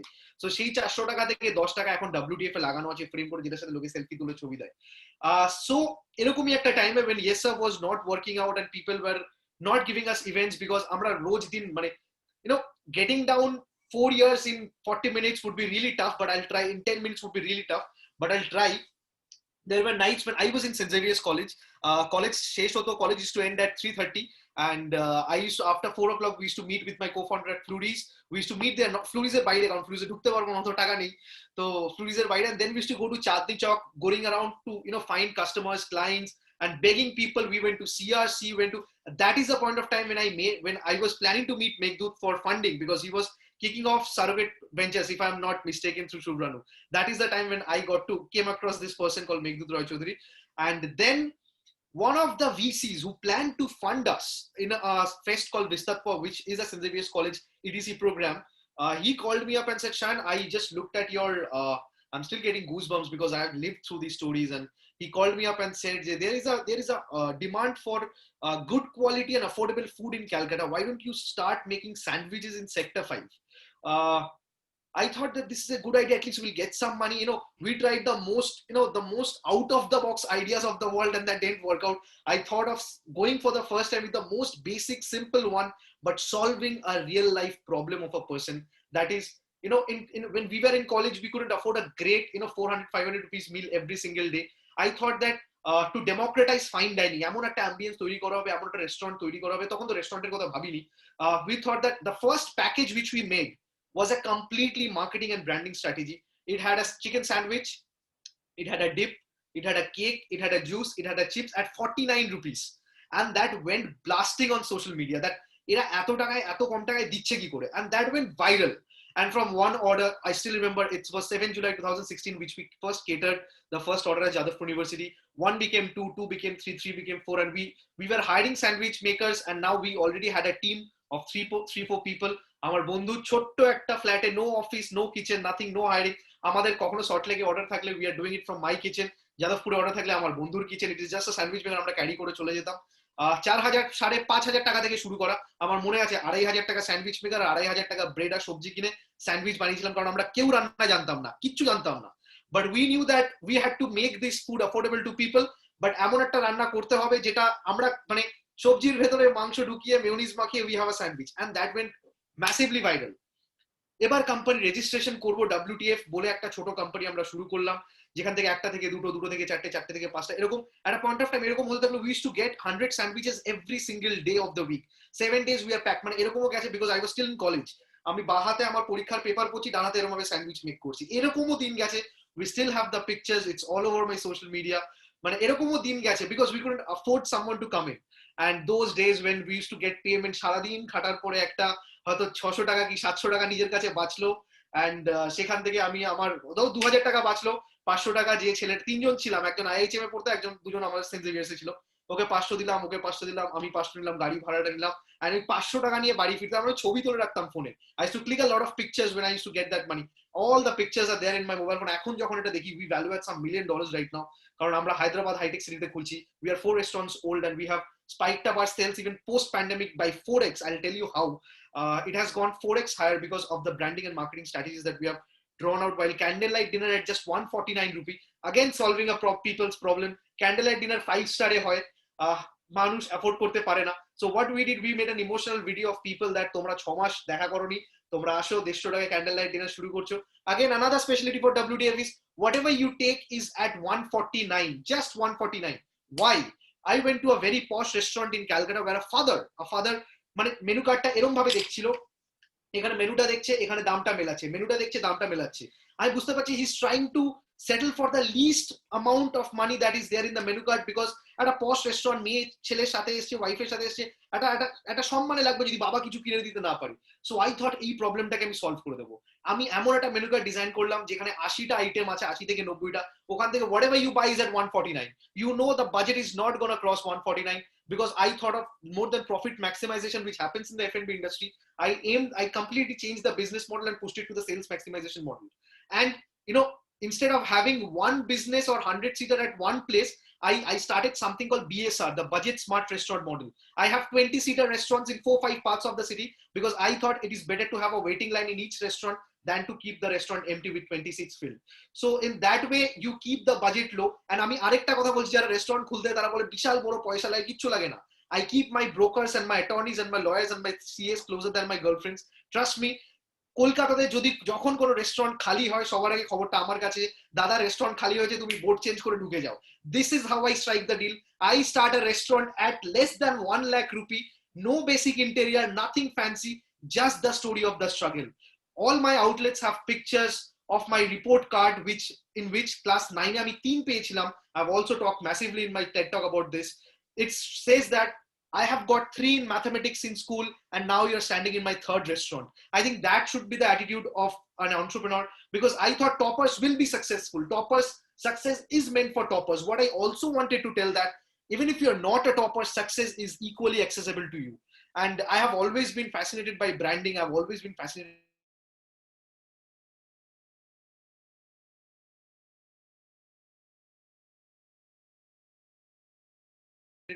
আমাদের WTF যাদের কাছে কিচ্ছু নেই, তারা যারা হোপ নিয়ে ফেরো, যাদের if this guy can do it, I can do it too. তো আমি একদম বিজনেস মডেলটা ক্লিয়ার করে দিলাম. লোকে বলে রেস্টুরেন্ট করতে প্রচুর টাকা লাগে, রেস্টুরেন্ট করতে একটা ফোন লাগে যেখানে প্রচুর নাম্বার থাকে আর কিছু মানে লোক থাকে যারা তোমাকে মার্কেটের খবর দিতে পারবে. তাদেরকে কাছে রাখো, they'll build your brand by yourself, because they are your representatives in the market. And এবার last week I have been given an honorary title, though I don't know I deserve this or not. It is called the Brand Bull.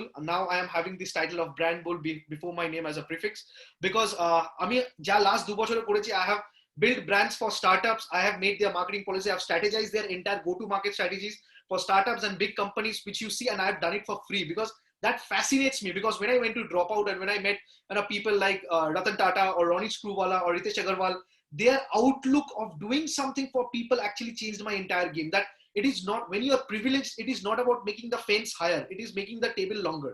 So that is what I believed on. But আমি মেঘদুতদাকে আজকে এটাই বলছিলাম, we plan to register a branding strategy company in Singapore and in New York.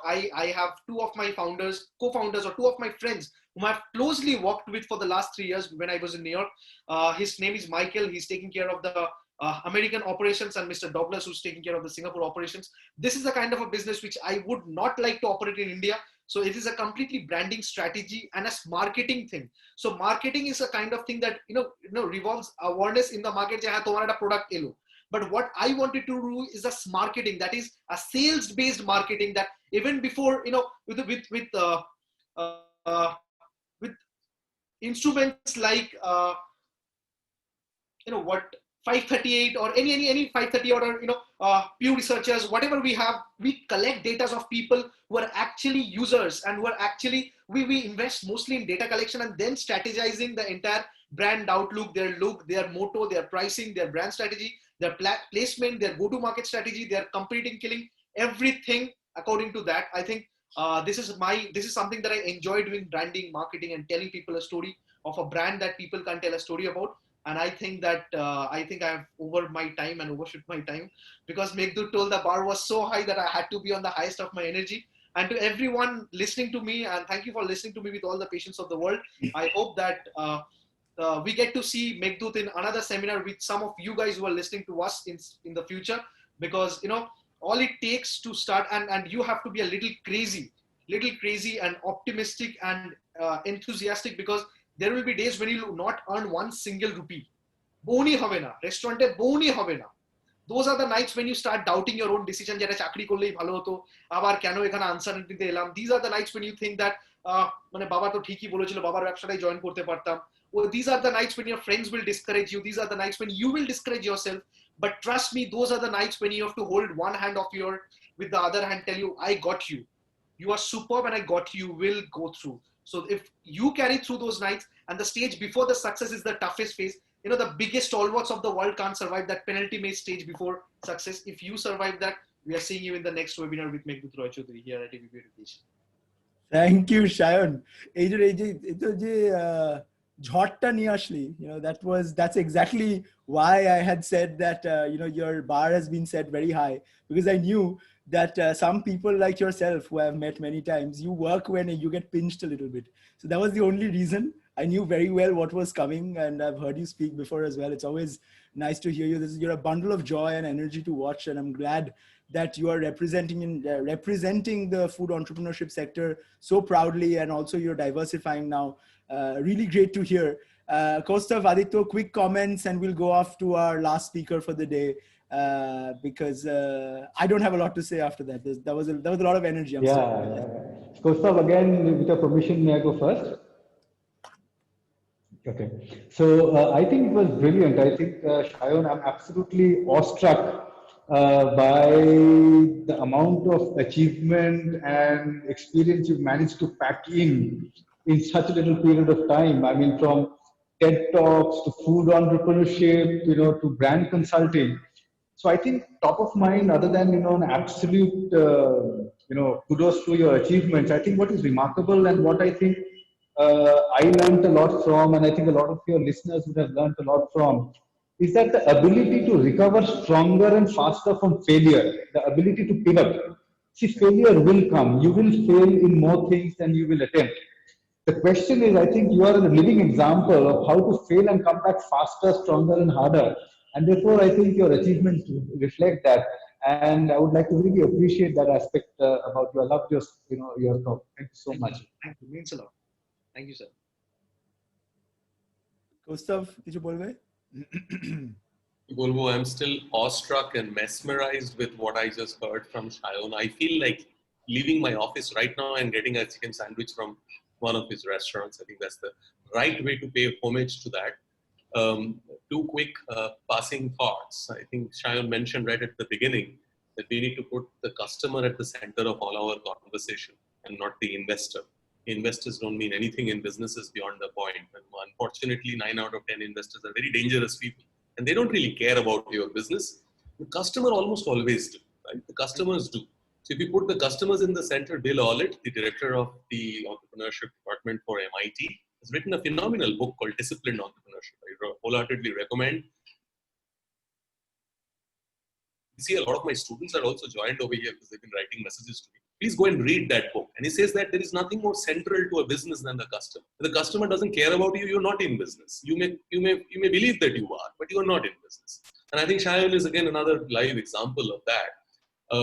Another point that Shayan mentioned, and I think it's extremely relevant. I think entrepreneurs are essentially very unreasonable people, right? And you have to be unreasonable. I think it's necessary that it is unreasonable to feel that, oh my God, there is no business, what am I doing? But I will still continue. That's such an unreasonable thought, right? The reasonable thought is to go with something which is more or less sure, life is going to go on, Rajid is going to come next, I know him. He's another extremely unreasonable guy, and that's exactly the reason why I like him so much, right? He need not have done what he has done, so just like Shayan or Priyanka. So the fact that you will get up and do and challenge everything around you, including all those failures, is unreasonable. And if you guys you don't feel that you're unreasonable enough, maybe this is not for you. But you know what? I think more often than not, most of us can be unreasonable. And it's not bad to be unreasonable. Meghdut and I have often discussed, it is possibly a nice thing to pack your bags, get into a car and not know where you are going at times. Correct. Right? It's not necessary that you always have to know that breakfast it's not necessary. At times you just go and then see how it goes. knows. That's about it. Shayan, absolute pleasure. Thank you. Sir, I would like to mention something. I'm just turning 25. তো সেই জায়গা থেকে দেখতে গিয়ে to open 2 international offices in 2 most costly areas with land rates being that high in Singapore and in New York City. আমার রাতের ঘুম উড়ে গেছিল, আমি ভাবতে পারছিলাম যে আমি অফিসটা চালাবো কি করে, because sitting in Calcutta maintaining a 20-40 team in Singapore and in New York, এই প্যান্ডেমিকের মধ্যে যেখানে আমি ট্রাভেলও করতে পারছি না, এটা খুব আনরিজনেবল মনে হয়েছিল লোকের কাছে, but we are doing business, the money is coming, so I'm happy. So at some point of time you have got to be unreasonable, and gut, you cannot connect the dots while looking forward. All you got to connect the dots is looking backward. মানে আমি ভাবছি সেদিন যদি আমি give up করে দিয়ে বাবার কথা শুনে নিতাম তাহলে আজকে কি হতো, তাহলে আজকে সায়ন চক্রবর্তী জায়গায় সায়ন্তন চক্রবর্তী হতো, আমি বসে থাকতাম আমার অফিসে, বাবাকে বলছি বাবা কিছুটা করাবো।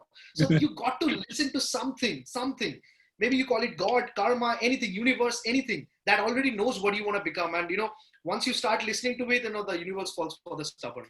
So yeah, that's it. Chaliye jao, stubbornness nahi chaliye jao, Shayan, and we move on to another very stubborn person that I've met, Rajid. Rajid's mind, I've always been very appreciative of Rajid's mind. We'll talk about 2 things which make a very interesting segue into the last speaker for the day. We actually wanted to do a whole follow-up session and take points from everyone and do takeaways, but I couldn't stop myself. I couldn't stop any of the speakers from continuing because it was just so interesting to listen. And I think the comment section is on fire today. It's rare that after almost an hour and 45 minutes of being on a webinar, we still have 350 people watching this live on Zoom, some 100 people watching it live on ABP Education and on various other platforms. And people are so interested. And that goes on to show, creating a good webinar. A little bit of my perceptions changed today. I think I keep saying I draw inspiration and energy from my crowds. It's possible to also draw a little bit of inspiration and energy from those on the other side of your screen, thanks to tech. And Rajit is one of those people who understands tech very well, we have been talking about fathers and sons. I think the very interesting relationship that we also heard from Shayan on that, he did not join his father. Again, Rajit is somebody whose father is also an entrepreneur who's been in the space and in fact runs banglanatak.com. Sorry for introducing your father before I did introduce you, Rajit. Amitabh, somebody I'm very, very fortunate that I've met, so runs the only United Nations UNESCO funded social enterprise in the city. And his son is somebody who took a completely different path, went and studied in Jadavpur University and started a company that does artificial intelligence based geolocation, business analytics, and a bunch of other buzzwords, which I don't have the necessary knowledge to be able to explain to you well. But for that part, let's have Rajid Bhattacharya from Data Sutram to tell you about his journey. Good luck, Rajid. Waiting to hear from you. Thank you. I'm audible, right? Okay. So I think it has been really interesting being in the session. It was lovely listening to Costa and Aitya talk about all these experiences from their past and their current experiences and how entrepreneurship has been molded. And I think it was really inspiring to hear both Priyanka and Shayan talk about their experience and how they have come in their sphere of work to come where they are right now. I would start by taking some of the points which I think came up during the topic, and I will gradually take one of those points and talk about how I started. I'm currently 23. I graduated 1.5 years back from Jadavpur University in Kolkata, studying electronics, telecommunication. Our entrepreneurship journey started, I still remember it was 2018. Me and 2 of my friends, we were sitting and we were playing, we were watching the final night of UEFA. I remember we were watching football on screen. And then at that very point, I received a mail about a hackathon, a problem statement that was given up by Future Group across students. And, after watching the game, we were casually chatting when Ankit and Oishik and I, 3 of us were brainstorming, can we do something on this? We did not know what data was. We did not know what AI was, but we stumbled upon it. We started looking at the problem. We tried to find a solution. We looked at various things and we crafted a code which we submitted, and that solution won.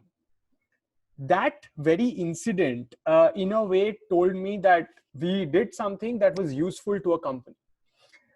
after that, what we did, we took to 3-4 companies and replicated the same solution for them, giving them an idea of what we had discovered. And after that, what I realized is this was something valuable. And at that time, I was in my 3rd year. I had the option for my summer internship, but all 3 of us took a very conscious decision. We said, we are not going to go for any summer internship. Let's focus and see that this idea that we just talked about and which one company benefited from, can we build it into it? We went back, we started building on it. And then at the end of 1 year, we had an experience of working with several companies, working on a tech solution for them. And it was only after 1 year that I realized that what I was working on was universally known as location intelligence. And I didn't know that terminology before 1 year. Call me my ignorance, call me my lack of attitude to look into the net, but that's what I realized. Why I'm saying this is because today, one of the things I realized is most people look at how to take up entrepreneurship, how to take up startup, how to take up AI. The thing is, the truth is that I didn't know what AI was, nor did I know what entrepreneurship in the fundamental way was it. But I started working on a problem and I found a solution. And I first worked on replicating my solution for several companies. Yes, I'm a 2nd generation entrepreneur, but I don't think I ever wanted to be an entrepreneur. I'm an incidental entrepreneur in the sense that I looked at a problem, I found a solution, and I continued replicating that problem across several segments, finding solutions for them. So how do you know you want to start entrepreneurship? I think Aitya and Costa very well, summed it up in the sense it's an attitude. If you love solving problems, and if you look at a problem and you want to find a solution, that is your only way to stumble upon what is called entrepreneurship. I'll come to the next part where we discussed a lot on capital. I know all of the panelists before did say that, I mean, money is not important and funding is not important. And I do agree to some extent.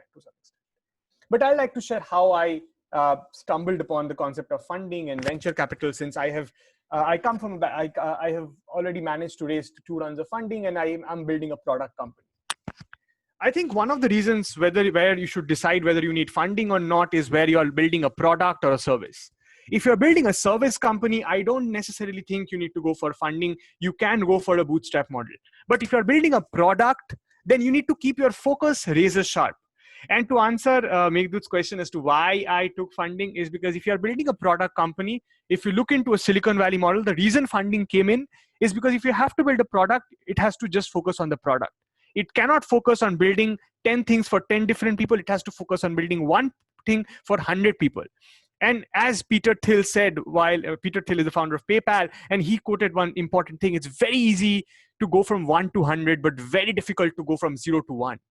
And that journey of 0 to 1 is where you're most alone and you need a team to build a product with you. And to afford that, you need a funding. Then you need so again, summing up, you only need capital when you really need it for a purpose. You don't need capital just for the sake of it. The second part is how to raise capital. There has been a lot of talks on how I will just directly answer the question. I have raised 2 rounds of funding from people I never knew. I shot a cold email on the November of 2019, sitting from my grandmother's house. And that email got me my first flight ticket to Mumbai and pitching in front of one of India's foremost angel investors. Later, I came to know that he was the same investor to Oyo and many others. But what I realized is it was a journey which I stumbled upon. Again, at the same time, I keep on saying I'm an incidental entrepreneur in the sense that I've always kept on stumbling upon blocks and later realizing what it was. To sum up using Steve Jobs' words that Shayan also quoted, you look back and you join the dots. So again, raising capital, there's a lot of capital out there. I don't think capital is in dirt. There's a lot of money in there. And I think the entire ecosystem wants to support ideas.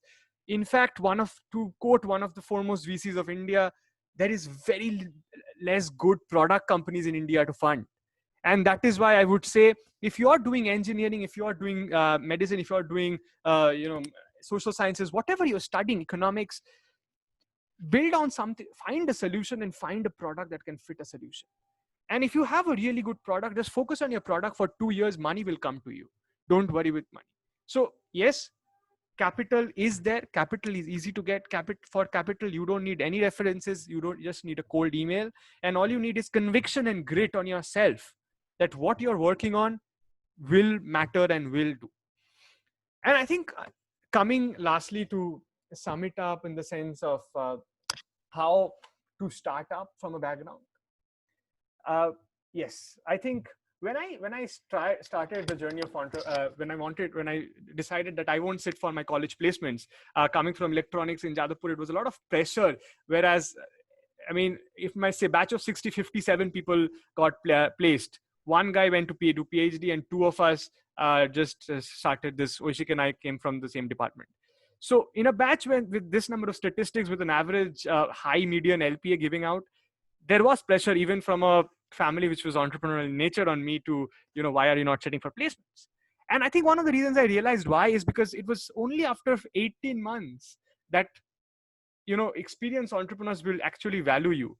Because most people, my father's biggest fear throughout what I realized was, am I serious about entrepreneurship or am I doing it just as a fad? And I think that's the most fundamental question that everyone needs to answer before they do it. Even when I talk to people now, I ask them one fundamental question. Is it really a problem that you want to solve? Is it something you want to do? Or is it something because everyone else is doing? And I think I saw Baiju's last ad a few days back or White Hats, teach your son coding and they'll become a Steve Jobs. I think that is exactly the mindset that we don't need in our country today. We need a mindset where we talk about resources and we talk about learning skills to provide solutions, not to become billionaires and millionaires and to create valuation companies. The irony of it being that Steve Jobs himself was not the best coder. He was a design guy and he came in from the perspective of design thinking. And he was not, and even Wozniak was the guy who was the architect of the product. So I think that is the lack of knowledge and experience that our ecosystem and our current system has a problem. But I think that's a limitation like any other thing. So I feel that it is completely possible to graduate out of college, to start a company in college. And given all the restrictions that our MCA doesn't work, our staff, the system is very bureaucratic, but at the same time, it's possible. But all you need is find a solution, find a problem, get a solution, everything else will follow. Thank you. Thank you so much, Rajid. I think what I appreciate about Rajid is the maturity that he has at 23. I've been 23 once, and I make a lot of ageist comments about Kaustav and Aditya because they're my friends, and to most other people because I don't really care. But for once, I feel old. Like I'm on the other side of the table suddenly, and then there's these incredibly passionate young, ladies and gentlemen like Priyanka, Shayon, and Rajit, who are talking about entrepreneurship in a way that they own it. And I think that's very important. And he drove that point home that on that question that I'd asked Aditya before, Aditya, would you let your son become an entrepreneur? And he said that, I would if he was actually serious about it. There are a lot of considerations to be made because, popular media has made it out to be something a lot more cool than it is. People writing, owner of XYZ company, where I don't even know if they actually work in those companies or not, on LinkedIn has become quite the fad. And at a time like that, I think looking at entrepreneurship, looking at the entire space and saying, hey, you know what, this is not why I do it. Again, another point that Kaustav had made, it's not how, it's more about the why of what you do it. Is it something that will solve a particular problem? Coding, teaching coding to everybody in our country, maybe it's a good idea, but is that going to make them Steve Jobs, or do we even need that? Maybe we need something more in our country. I think entrepreneurship is not a one size fits all solution at all. I think everyone who's in the space with me will appreciate and back me up on that point. I also think that it's not very linear. The journey of every single entrepreneur is very different. Just the way that when you talk about education and you can't bring that, you say, okay, education was done this way. Today I will add digital interfaces to it and, we'll call it disruption of education. It does not really work like that. Entrepreneurship is also not very linear. It goes through different people go through different techniques. They find different solutions to problems in their own ways. And in the way that what I loved was, Priyanka was very calm and very motivated to do that, but the way that she approached the problem from not being an entrepreneur to Shayon, who's the son of an entrepreneur, but did not go into the father's business and Shayon, again, very different personality. If you all saw, he came in like a tornado and, kind of like blew the whole thing away. And he's got that whole motivational speaker kind of vibe with him. And then on the other side, you have Rajit, and, Rajit is also an entrepreneur and, doing very, very well, but he looks at it from the point of view of somebody who has a lot more control over his thoughts. He's mature, and he understands that, hey, I am entering a space which is, yes, accepted, very tech based, also very clearly refuted that, hey, I am not taking funding just because I want to take funding. It's because I need it. I need it to build my product company. And from that perspective, I appreciate the maturity that he brings to the table, and his focus that, hey, it doesn't matter. I did not sit for my campus placements. 57, I can understand what you must have been going through at that point, Rajid. 57 of your classmates from Jadavpur University Electronics having gotten jobs, and you sitting there, apart from the other guy who's gone into a PhD, probably to a European university or American university, you saying that, ami to entrepreneurship korbo. Purdue, yeah, see, drives home my point. It must not have been easy. Even Amitabh, I'm sure, would not have been, very happy about that decision at that point. But I'm sure today he's very glad, and I know he's told me that he's very, very proud of you. I don't think you need me to tell you that. I'm sure you get to hear that every day. So I throw this back to our two senior gentlemen, Kaustav, Aditya, hoping to hear from your words about Rajit's talk. Meghdut, listening and seeing these guys, it really makes us feel that, we need to up our game. I think they're inspirational for us, because I think there's a stage in life when you start getting into a comfort zone, right? And then you see these guys and you think, shit, man, the world has changed. Yeah, but then, I loved his, passion and conviction. And I think he brings a very measured, approach to the thing.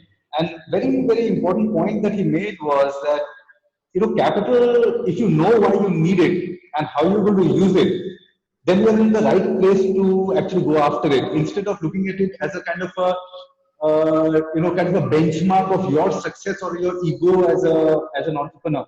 That was a very valuable point. And I think that courage is easy often. Courage is either the absence of good sense or, the ability to suppress your fear.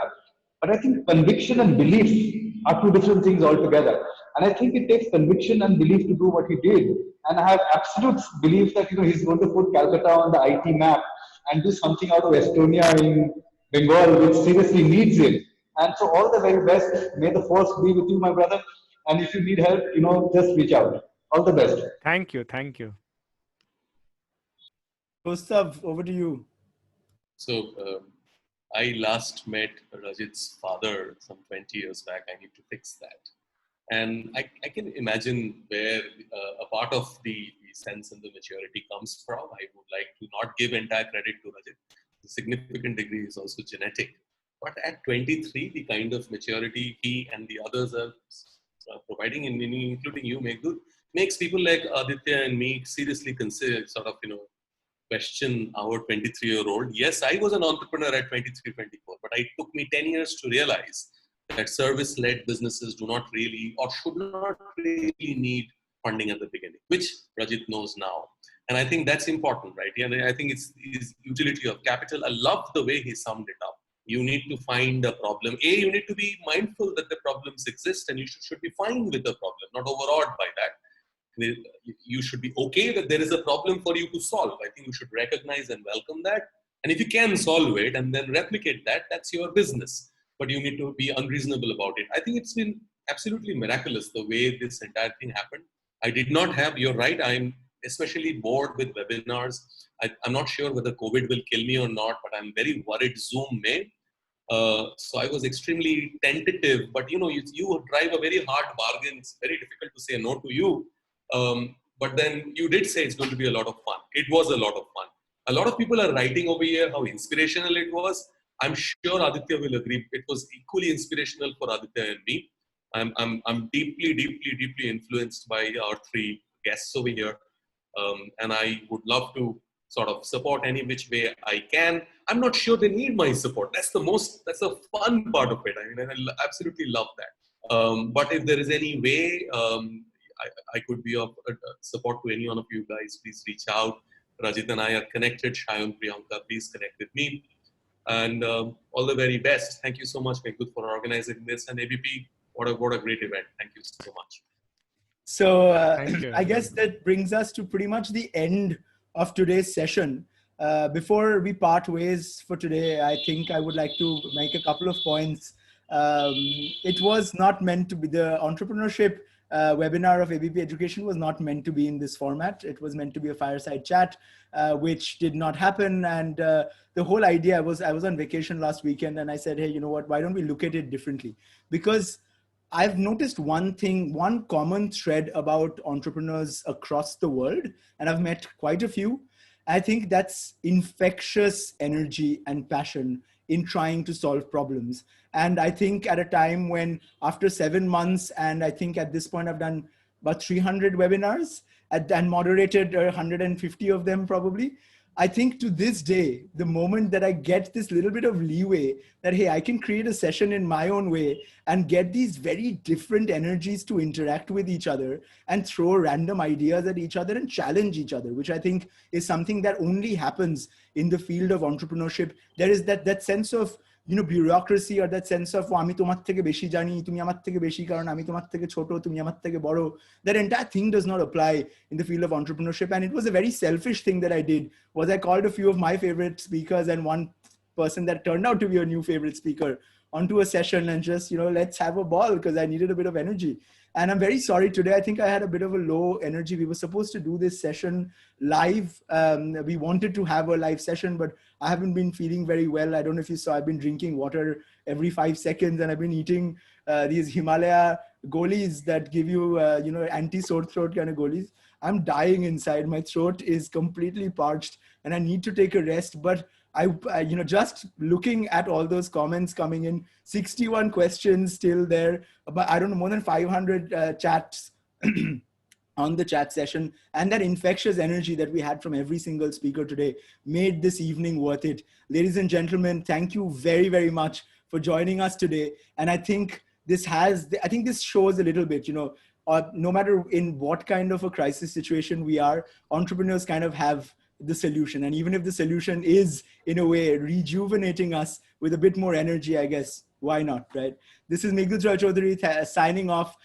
Thank you very much to all of the speakers, Kaustav, Aditya, Priyanka, Rajid, Shayon, and thank you to the organizers of ABP, Shivanita, Anchal. Thank you for having us do this session and bringing the scope of entrepreneurship to a lot more people across the country, especially in the state of West Bengal, which desperately needs a new way of looking at things. Thank you for joining us. Thank you for being there. And it's 5:09 p.m., 2 hours and 9 minutes since we started, and we still have 304 people watching. I think we can definitely call this a huge success. Thank you very much. Signing off, and have a lovely day, ladies and gentlemen. See you soon. Thank you very much. Thank God you, bless it. Thank you, everyone. Take care. Bye.